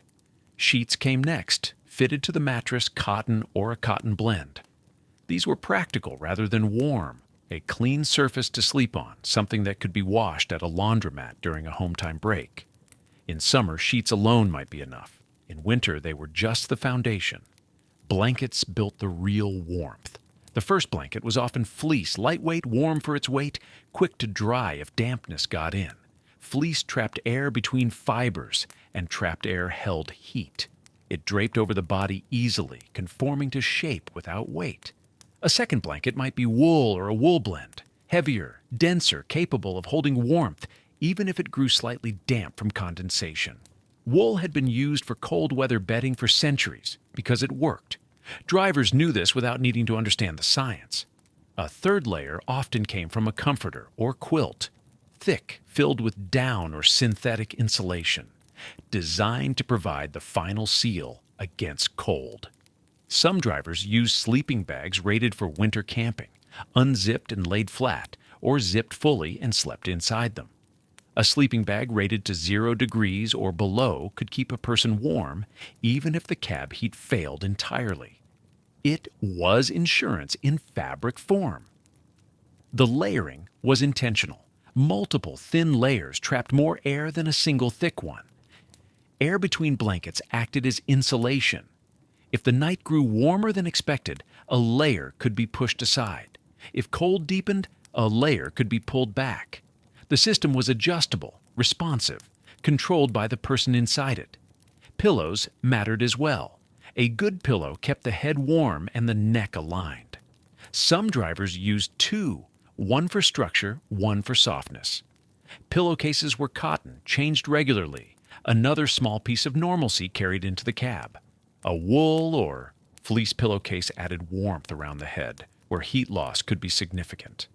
Extra clothing stayed within arm's reach. A sweatshirt or flannel shirt draped over the edge of the bunk, ready to be pulled on if the heater stuttered or the cold pressed through despite the layers. Thick socks, a knit cap. These might be tucked under the pillow or folded nearby. Knowing they were there allowed the driver to settle without worry. If the temperature dropped unexpectedly, the response was immediate and simple. Some drivers added heated mattress pads, 12-volt electric blankets that drew power from the truck's battery system. These provided gentle warmth from below, taking the edge off the coldest nights. They were used cautiously with an eye on battery draw, but they worked.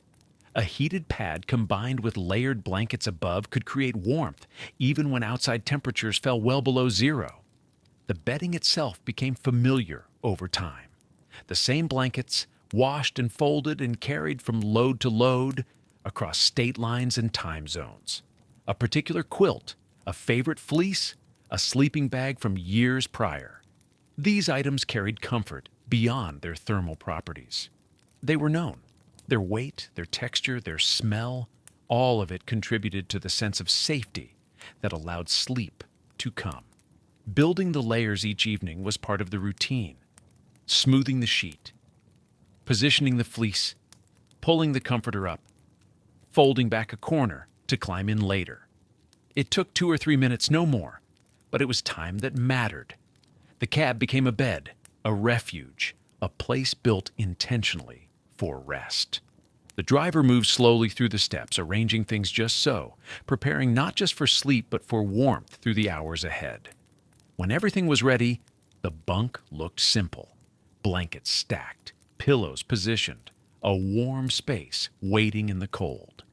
The driver might sit on the edge for a moment, checking the heater one last time, adjusting the curtain, setting a phone alarm.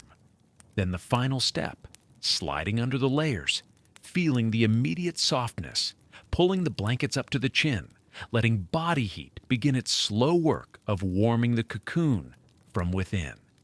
The cold remained outside. The metal walls of the cab remained just feet away. But between the driver and that cold were inches of foam, layers of fabric, trapped air, and the quiet warmth of preparation completed.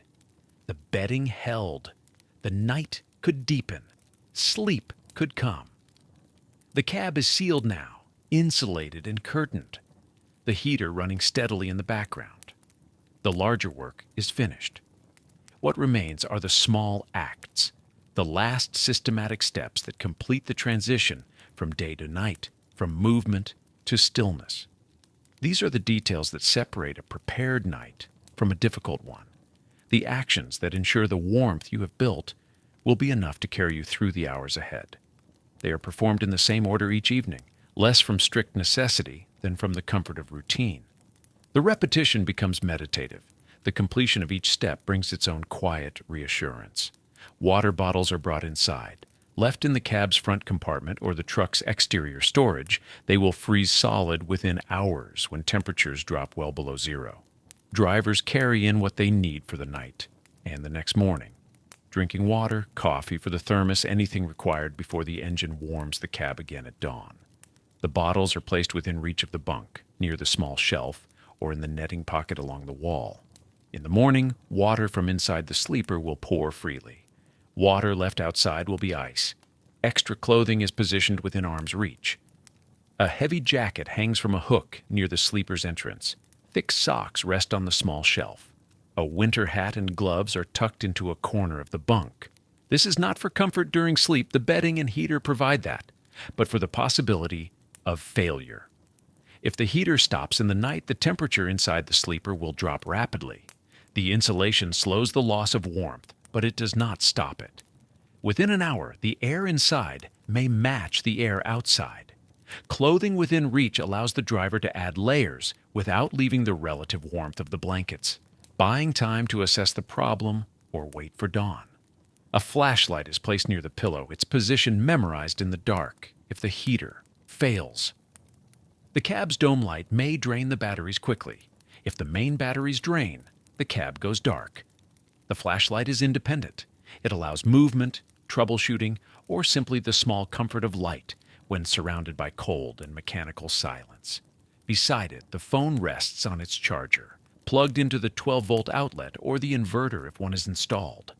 The phone is the link to help if something goes seriously wrong, a call to roadside assistance, to dispatch, or to another driver parked nearby.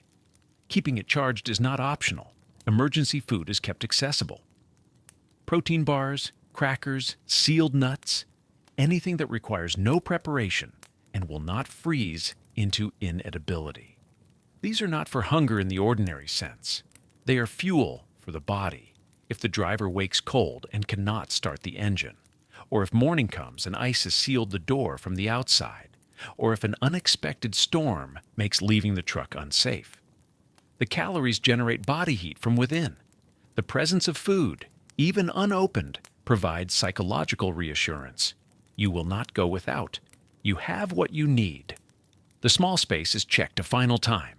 The heater vent is unobstructed. The curtain between the sleeper and the cab seals completely, holding warm air in the smaller space. The bunk is layered and ready. Mattress pad beneath, sheets smooth, blankets stacked, a sleeping bag or heavy comforter on top. Everything is within reach. Nothing will require leaving the warmth once it is fully established.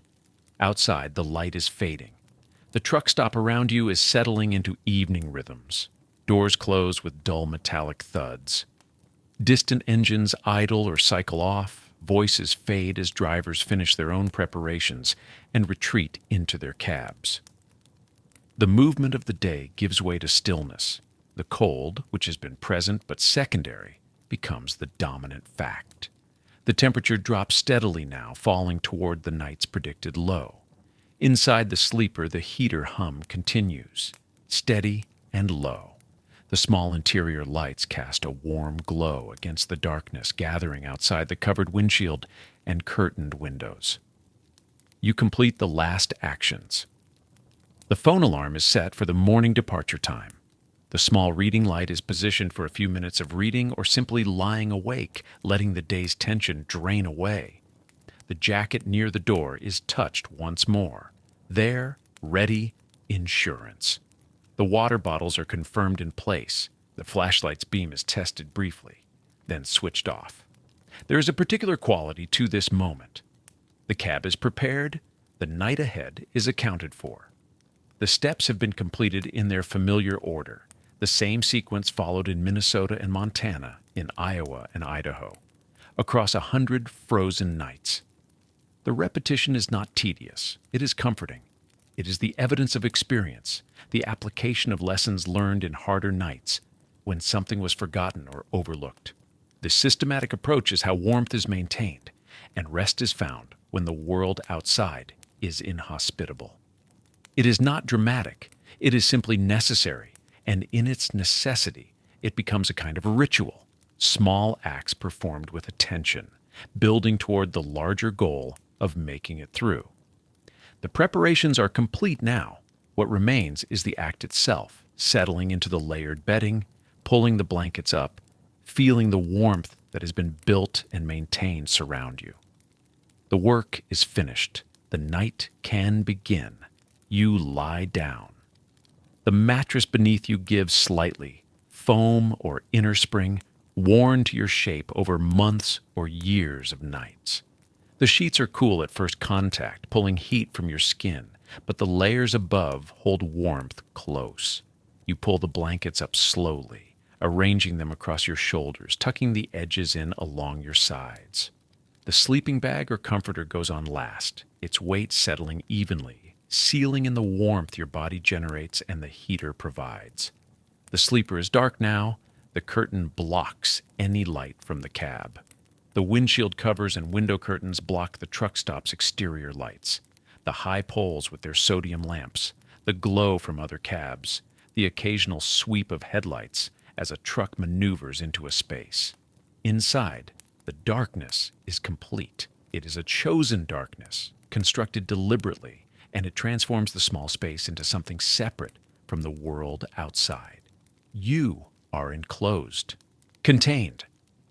The sleeper becomes a refuge in the most fundamental sense, a place where the cold cannot reach, where the wind cannot penetrate, where warmth is held and rest is possible. The heater hum continues, low and constant. It is not silence, but it is steady enough to fade into the background. A sound that marks the presence of warmth rather than disrupting rest. The airflow from the vent is gentle, stirring the air near your face or feet depending on the vent's position.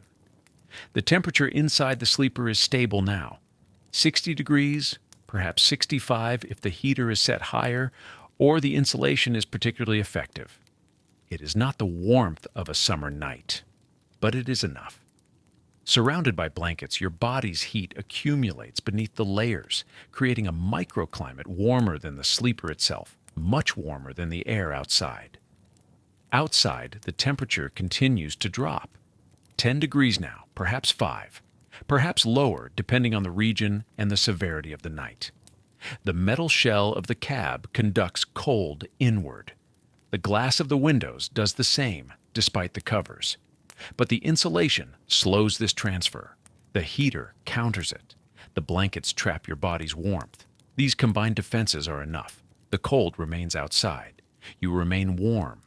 The preparedness surrounds you. The water bottles within reach. The clothing positioned nearby. The phone charging silently. The flashlight next to your pillow. The emergency supplies in their familiar places. Each element is a small assurance, a piece of the system that allows rest in conditions that would otherwise prevent it. You do not think through the list consciously, but the presence of these preparations registers in some deeper place. A quiet confidence that the night is accounted for, that you have done what can be done. The bedding layers press down gently. The weight is grounding. The warmth accumulates. Your breathing slows and deepens, falling into the rhythm that precedes sleep. The day's work is finished, the miles driven, the weather navigated, the cab prepared. The night's work is only this: to rest, to let the body recover, to allow sleep to come in its own time. There is no schedule now, no dispatch, no deadline. Only the warmth you have built and the darkness you have created and the stillness that surrounds you. The truck stop outside continues its slow evening activity. Somewhere a door closes. An engine starts, idles briefly, then shuts off. Footsteps crunch across frozen pavement, fading into distance. These sounds reach you faintly, muffled by insulation and blankets, distant enough to confirm that you are separate from them, enclosed in your own small sphere. Other drivers are settling in as you are, completing their own preparations, building their own warmth against the same cold.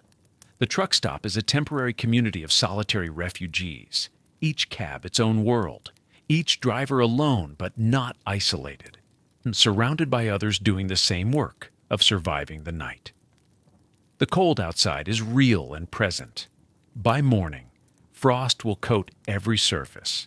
Ice will form in intricate patterns on the windshield beneath its cover. The metal of the truck's exterior will be painful to touch with bare skin, but that is morning. That is hours away. Now, in this moment, the cold is held at bay. The warmth is sufficient. The preparations are complete. You shift slightly, adjusting the blankets, finding the position that will carry you into sleep. The heater hums. The darkness holds. The warmth surrounds you. Outside, the frozen night deepens, the temperature falling toward its lowest point in the hours before dawn. Inside, you are ready. The small space contains everything needed. The work is done. Sleep can come. This is the moment the entire evening has built toward. Not dramatic, not ceremonial, but quietly sufficient. The transition from wakefulness to rest, from preparation to stillness, from day to night. The sleeper cab, with its insulation and heater and carefully arranged layers, becomes what it was designed to be. A place where sleep is possible even when the world outside is hostile to it. You close your eyes. The warmth holds. The night begins. The night settles fully now, and the sleeper cab becomes its own small climate. Heat does not distribute evenly in a space this size. The air near the heater vent stays warmest. The temperature drops slightly toward the windows. The walls, despite insulation, hold a faint coolness where metal meets the outside air. You feel this gradient without thinking about it. Your face might stay exposed to the warmer center of the cab, while your feet, closer to the front wall, rest beneath an extra layer of blanket. The difference is subtle but present. Your body adjusts position slightly through the night, seeking the warmest zones without fully waking. Condensation begins almost immediately. Your breath carries moisture. Your body radiates heat and humidity into the enclosed air. When this warmth meets the cold glass of the windows, water vapor condenses into droplets. In moderate cold, the glass fogs and streams form. In deeper cold, the moisture freezes directly onto the interior surface. By midnight, frost patterns begin to grow across the glass, delicate branches and crystalline formations that spread slowly through the hours. By morning, some windows carry a thin layer of ice on the inside. This is normal, expected. Drivers know that interior frost means the temperature difference is significant, that the glass is very cold, that the insulation is doing its work by keeping the warmth inside rather than letting it escape. The cab itself responds to temperature. Metal contracts as it cools. The frame, the roof, the support beams, all of these shift microscopically as the cold deepens. You hear this as small sounds, a faint creak from the roof, a soft tick from somewhere near the door frame, a gentle pop from a panel behind the mattress. These sounds occur irregularly through the night. They are not concerning. They are simply the physical reality of a structure responding to cold. Experienced drivers sleep through them without disturbance.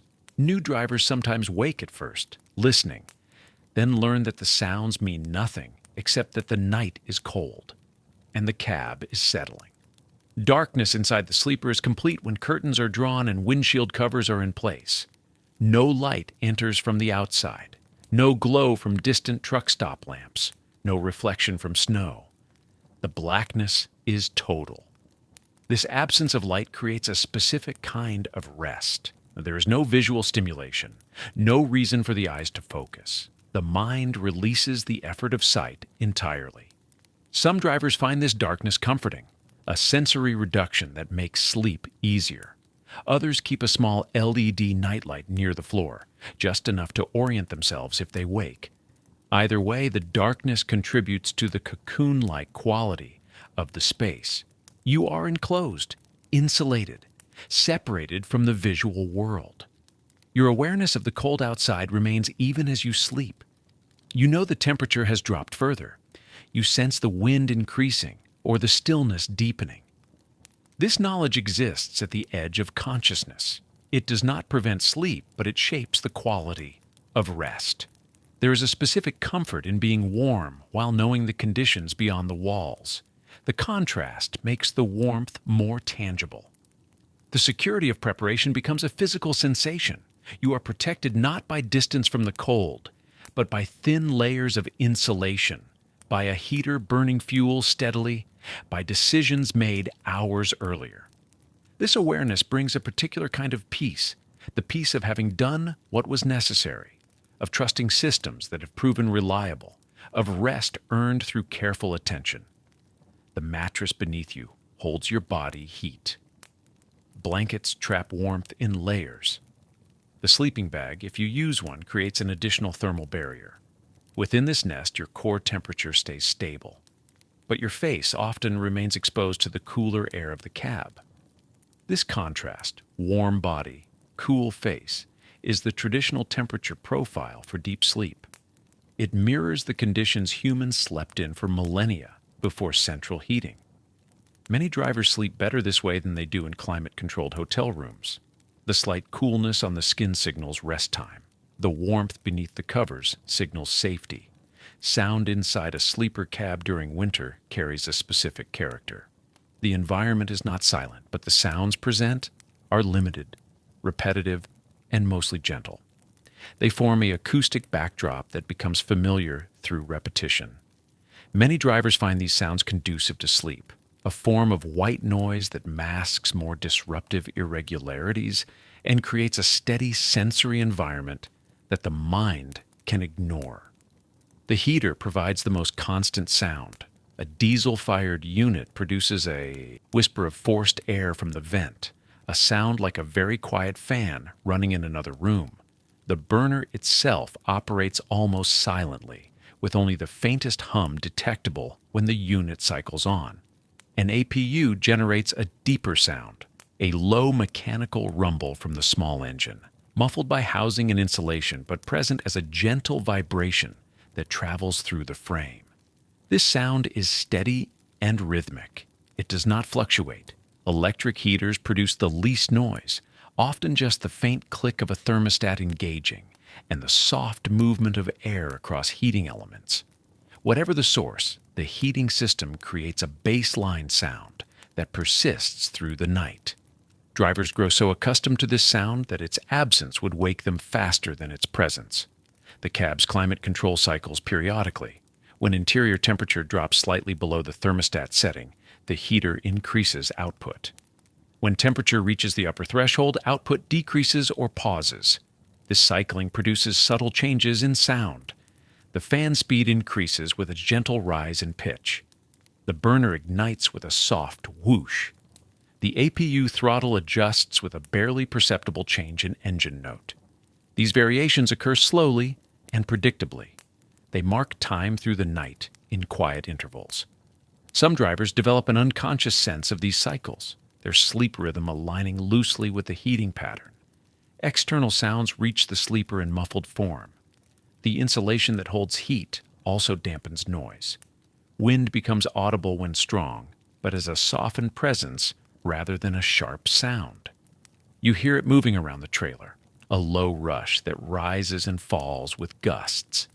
When wind carries ice crystals or freezing rain, you hear faint impacts against metal. Small particles strike the trailer walls with sounds like distant static. Larger ice pellets produce distinct ticks against aluminum. Snow accumulation is nearly silent, but blowing snow creates a soft hissing as it scours across surfaces. These sounds confirm the conditions outside without overwhelming the interior quiet. The highway, if nearby, contributes a distant hum. Vehicles passing on the interstate produce sound that reaches the truck stop as a muted drone.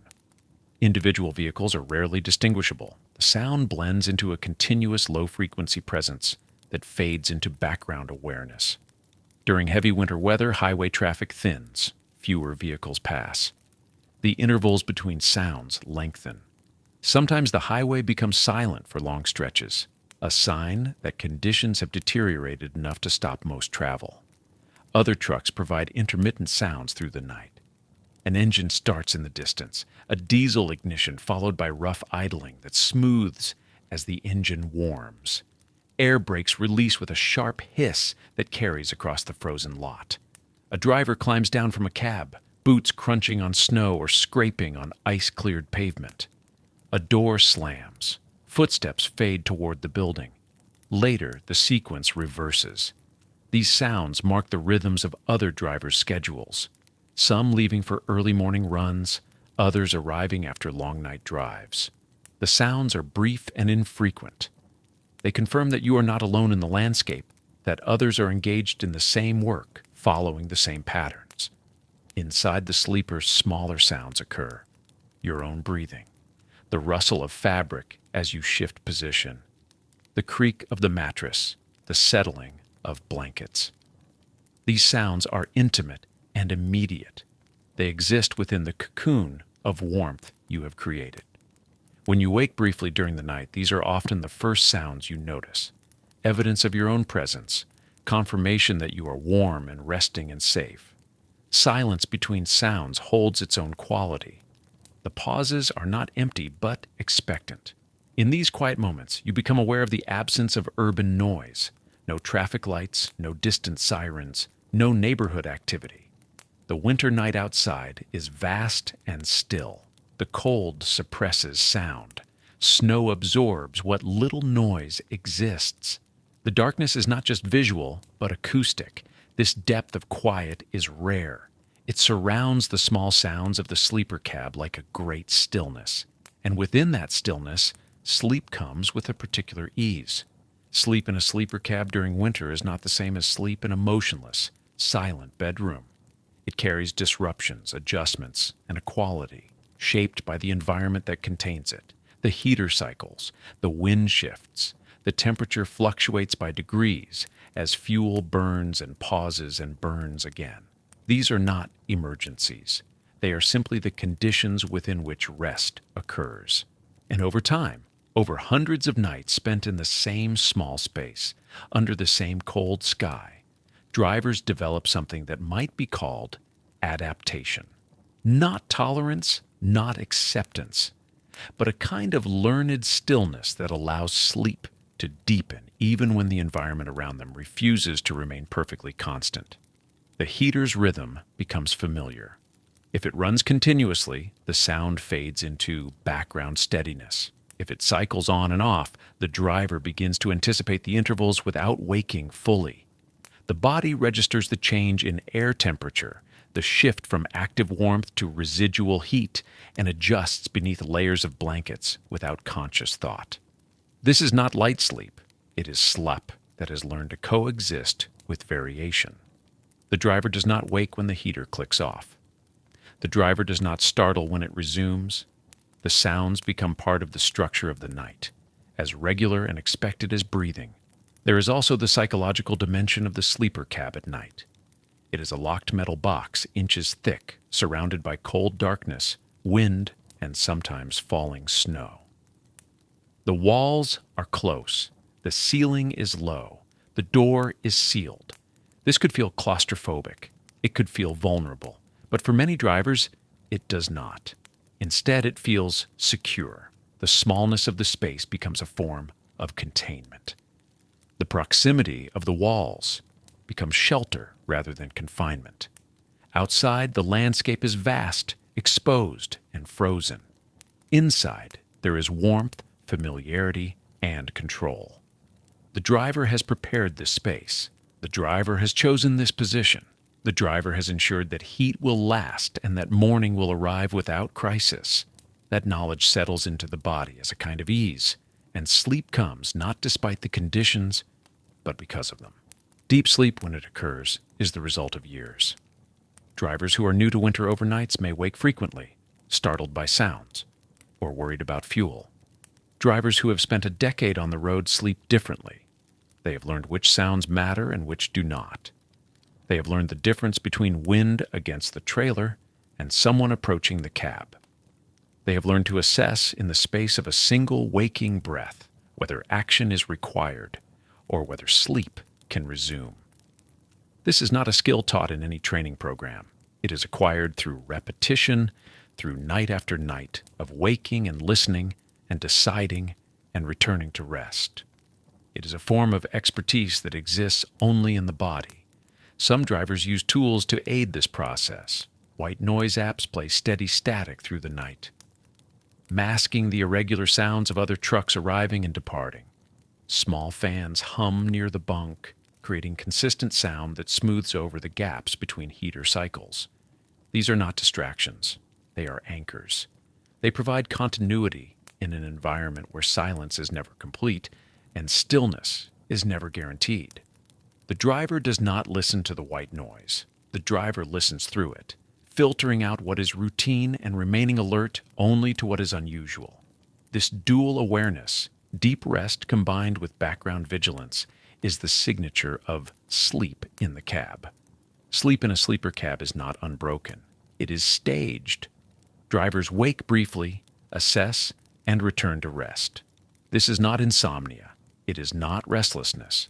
It is simply the nature of sleeping in a space where conditions must be monitored and where the environment does not remain static for 8 hours. The waking is brief, the awareness is specific, and the return to sleep is immediate, carried by the same adaptation that allowed deep rest in the first place.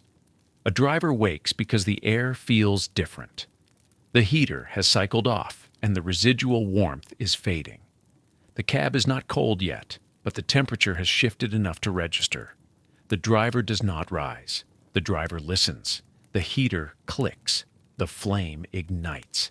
The air begins to warm again. The driver pulls the blanket higher, adjusts position slightly, and within seconds, sleep resumes. The entire sequence lasts less than a minute. There is no anxiety. There is no calculation. The body woke, confirmed that everything was functioning as expected, and returned to rest. This happens once, maybe twice during a night. It is routine. Another waking comes from sound, not the familiar hum of the heater or the distant murmur of idling engines, but something sharper, wind gusting against the side of the trailer, ice particles hitting the metal roof in irregular bursts. The driver opens eyes halfway, still wrapped in warmth, still mostly asleep. The sound continues. It is weather, not threat. The driver listens for a few moments, registers the intensity of the wind, notes mentally that snow is accumulating, and decides that no action is needed until morning. Sleep returns. The sound continues, but it no longer pulls at attention. It has been categorized, understood, and dismissed. Sometimes the waking is more deliberate. The driver surfaces from sleep with the specific awareness that fuel should be checked. This is not paranoia, it is experience. In extreme cold, fuel consumption increases, heaters run longer, batteries drain faster. The driver has been asleep for 4 hours, maybe 5. The forecast predicted temperatures dropping further overnight. There is no alarm, no urgent concern, but there is the quiet knowledge that checking now prevents problems later. The driver sits up, leans toward the front of the cab where the fuel gauge is visible in the dim glow of dashboard lights, and confirms that the tank level remains adequate. The cab is warm. The heater is running. Everything is as it should be. The driver returns to the bunk, pulls the blankets back into place, and within moments, sleep resumes. Other wakings are about comfort. A blanket has shifted, leaving one shoulder exposed to cooler air near the wall. The driver adjusts it without fully waking, tucking the edge back beneath the body to restore the thermal seal. Or the pillow has compressed, and the angle of the head feels wrong. The driver reshapes it, settles back, and drifts down again. These adjustments are small, automatic, and seamless. They do not fragment the night. They are part of the night's texture, woven into the rhythm of rest. There is also the awareness, even in sleep, of the world outside. The driver may wake briefly as another truck pulls into the space nearby, its engine louder for a moment before it shuts down. The driver may hear footsteps on gravel, a door closing, the faint sound of someone else completing their own nighttime preparations. These sounds are absorbed without alarm. They are part of the shared environment of the truck stop, the knowledge that others are doing the same work, facing the same cold, managing the same challenges. The driver does not need to see them to know they are there. The sounds confirm it, and then the sounds fade, and sleep resumes, and the night continues. By morning, the driver will not remember most of these wakings. They were too brief, too automatic to form lasting memory. But they happened. They were moments of awareness threaded through the hours of rest, small confirmations that the systems were working, that the cold remained outside, and that sleep could continue safely until dawn. The warmth that sustains a driver through a frozen night depends on systems that must function without supervision for hours. So alongside the comfort measures comes a quieter layer of preparation, the awareness of what could go wrong, and the small steps taken to ensure that morning arrives safely. Carbon monoxide poses the primary concern. Fuel-burning heaters, whether diesel-fired units or idling engines, produce exhaust that must vent properly. In properly functioning systems, the risk remains minimal, but snow accumulation can block exhaust outlets. Ice can redirect fumes. Seals can degrade over time. So many drivers install battery-powered carbon monoxide detectors in their sleeper cabs, small devices mounted near the bunk that sound alarms if dangerous gases accumulate. The presence of the detector becomes part of the nightly visual scan, its small indicator light confirming operation before sleep begins. Even with heaters designed for enclosed spaces, some drivers crack a window slightly, a quarter-inch of opening that allows fresh air circulation without significant heat loss. The practice balances warmth retention against the need for ventilation, particularly on the coldest nights when the temptation exists to seal every possible gap. Communication capability matters when isolated in winter darkness. Phones remain plugged into charging ports through the night, batteries maintained at full capacity. The phone becomes more than a communication device. It provides weather updates, access to road condition reports, and the ability to summon help if heating systems fail or medical emergencies occur. The charging cable stays within reach. The phone's glow sometimes the only light in the darkened sleeper. Backup warmth layers remain accessible rather than stored away. Extra blankets stay unfolded at the foot of the bunk. A heavy jacket hangs from a hook rather than packed in a bag. Insulated boots sit within arm's reach. These items represent preparation for the possibility that the heater stops working at 3 in the morning, that the auxiliary power unit fails, that something breaks in the coldest hours. If heating ceases, the driver needs immediate access to additional insulation, layers that can be added without leaving the relative warmth of the bedding, without stepping into a cab rapidly losing its retained heat. Knowledge of location provides another safety element. Before settling for the night, drivers note the position of 24-hour facilities, truck stops with heated buildings, restaurants that remain open, rest areas with attendants on duty. If equipment fails completely, if cold becomes dangerous, the driver knows exactly how far to walk and in which direction. The mental map includes not just the immediate parking area, but the surrounding infrastructure, where help exists within reasonable distance. Morning arrives not with sudden waking, but with gradual awareness, a slow surfacing from sleep into the recognition that dawn approaches and the night's shelter must soon transform back into a working vehicle. The heater continues its steady operation, the sound that persisted through darkness now signaling the completion of its task. Outside, the first gray light touches frost-covered trucks and reveals the white landscape that surrounded the sleeping driver through hours of darkness.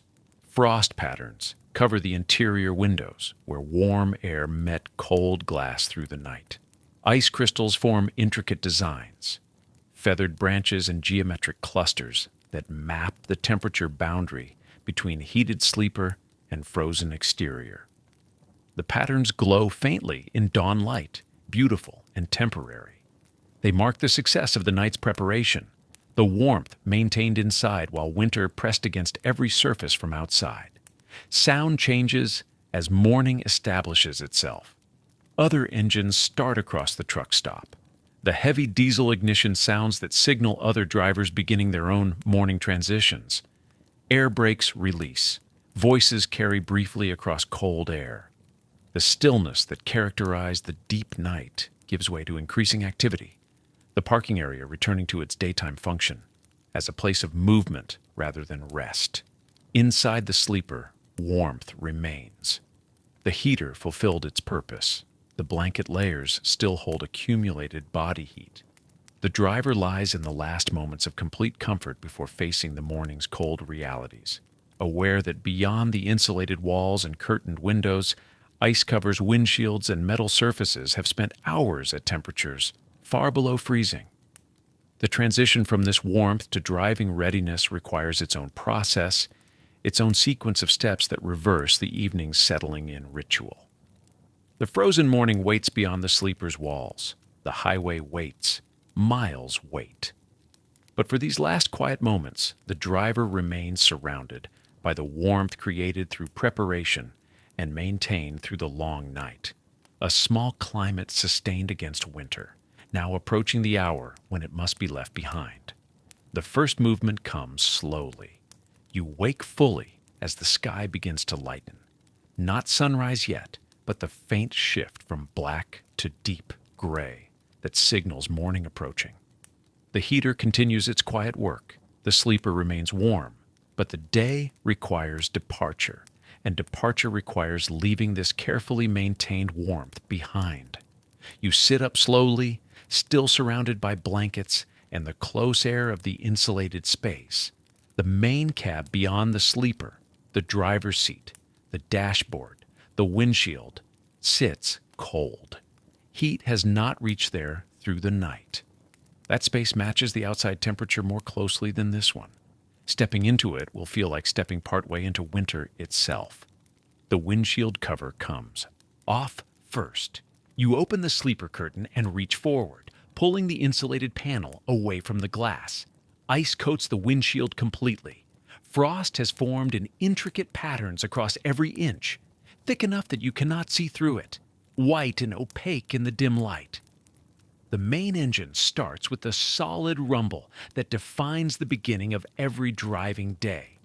Diesel turns over, catches, settles into its deep idle. You let it run.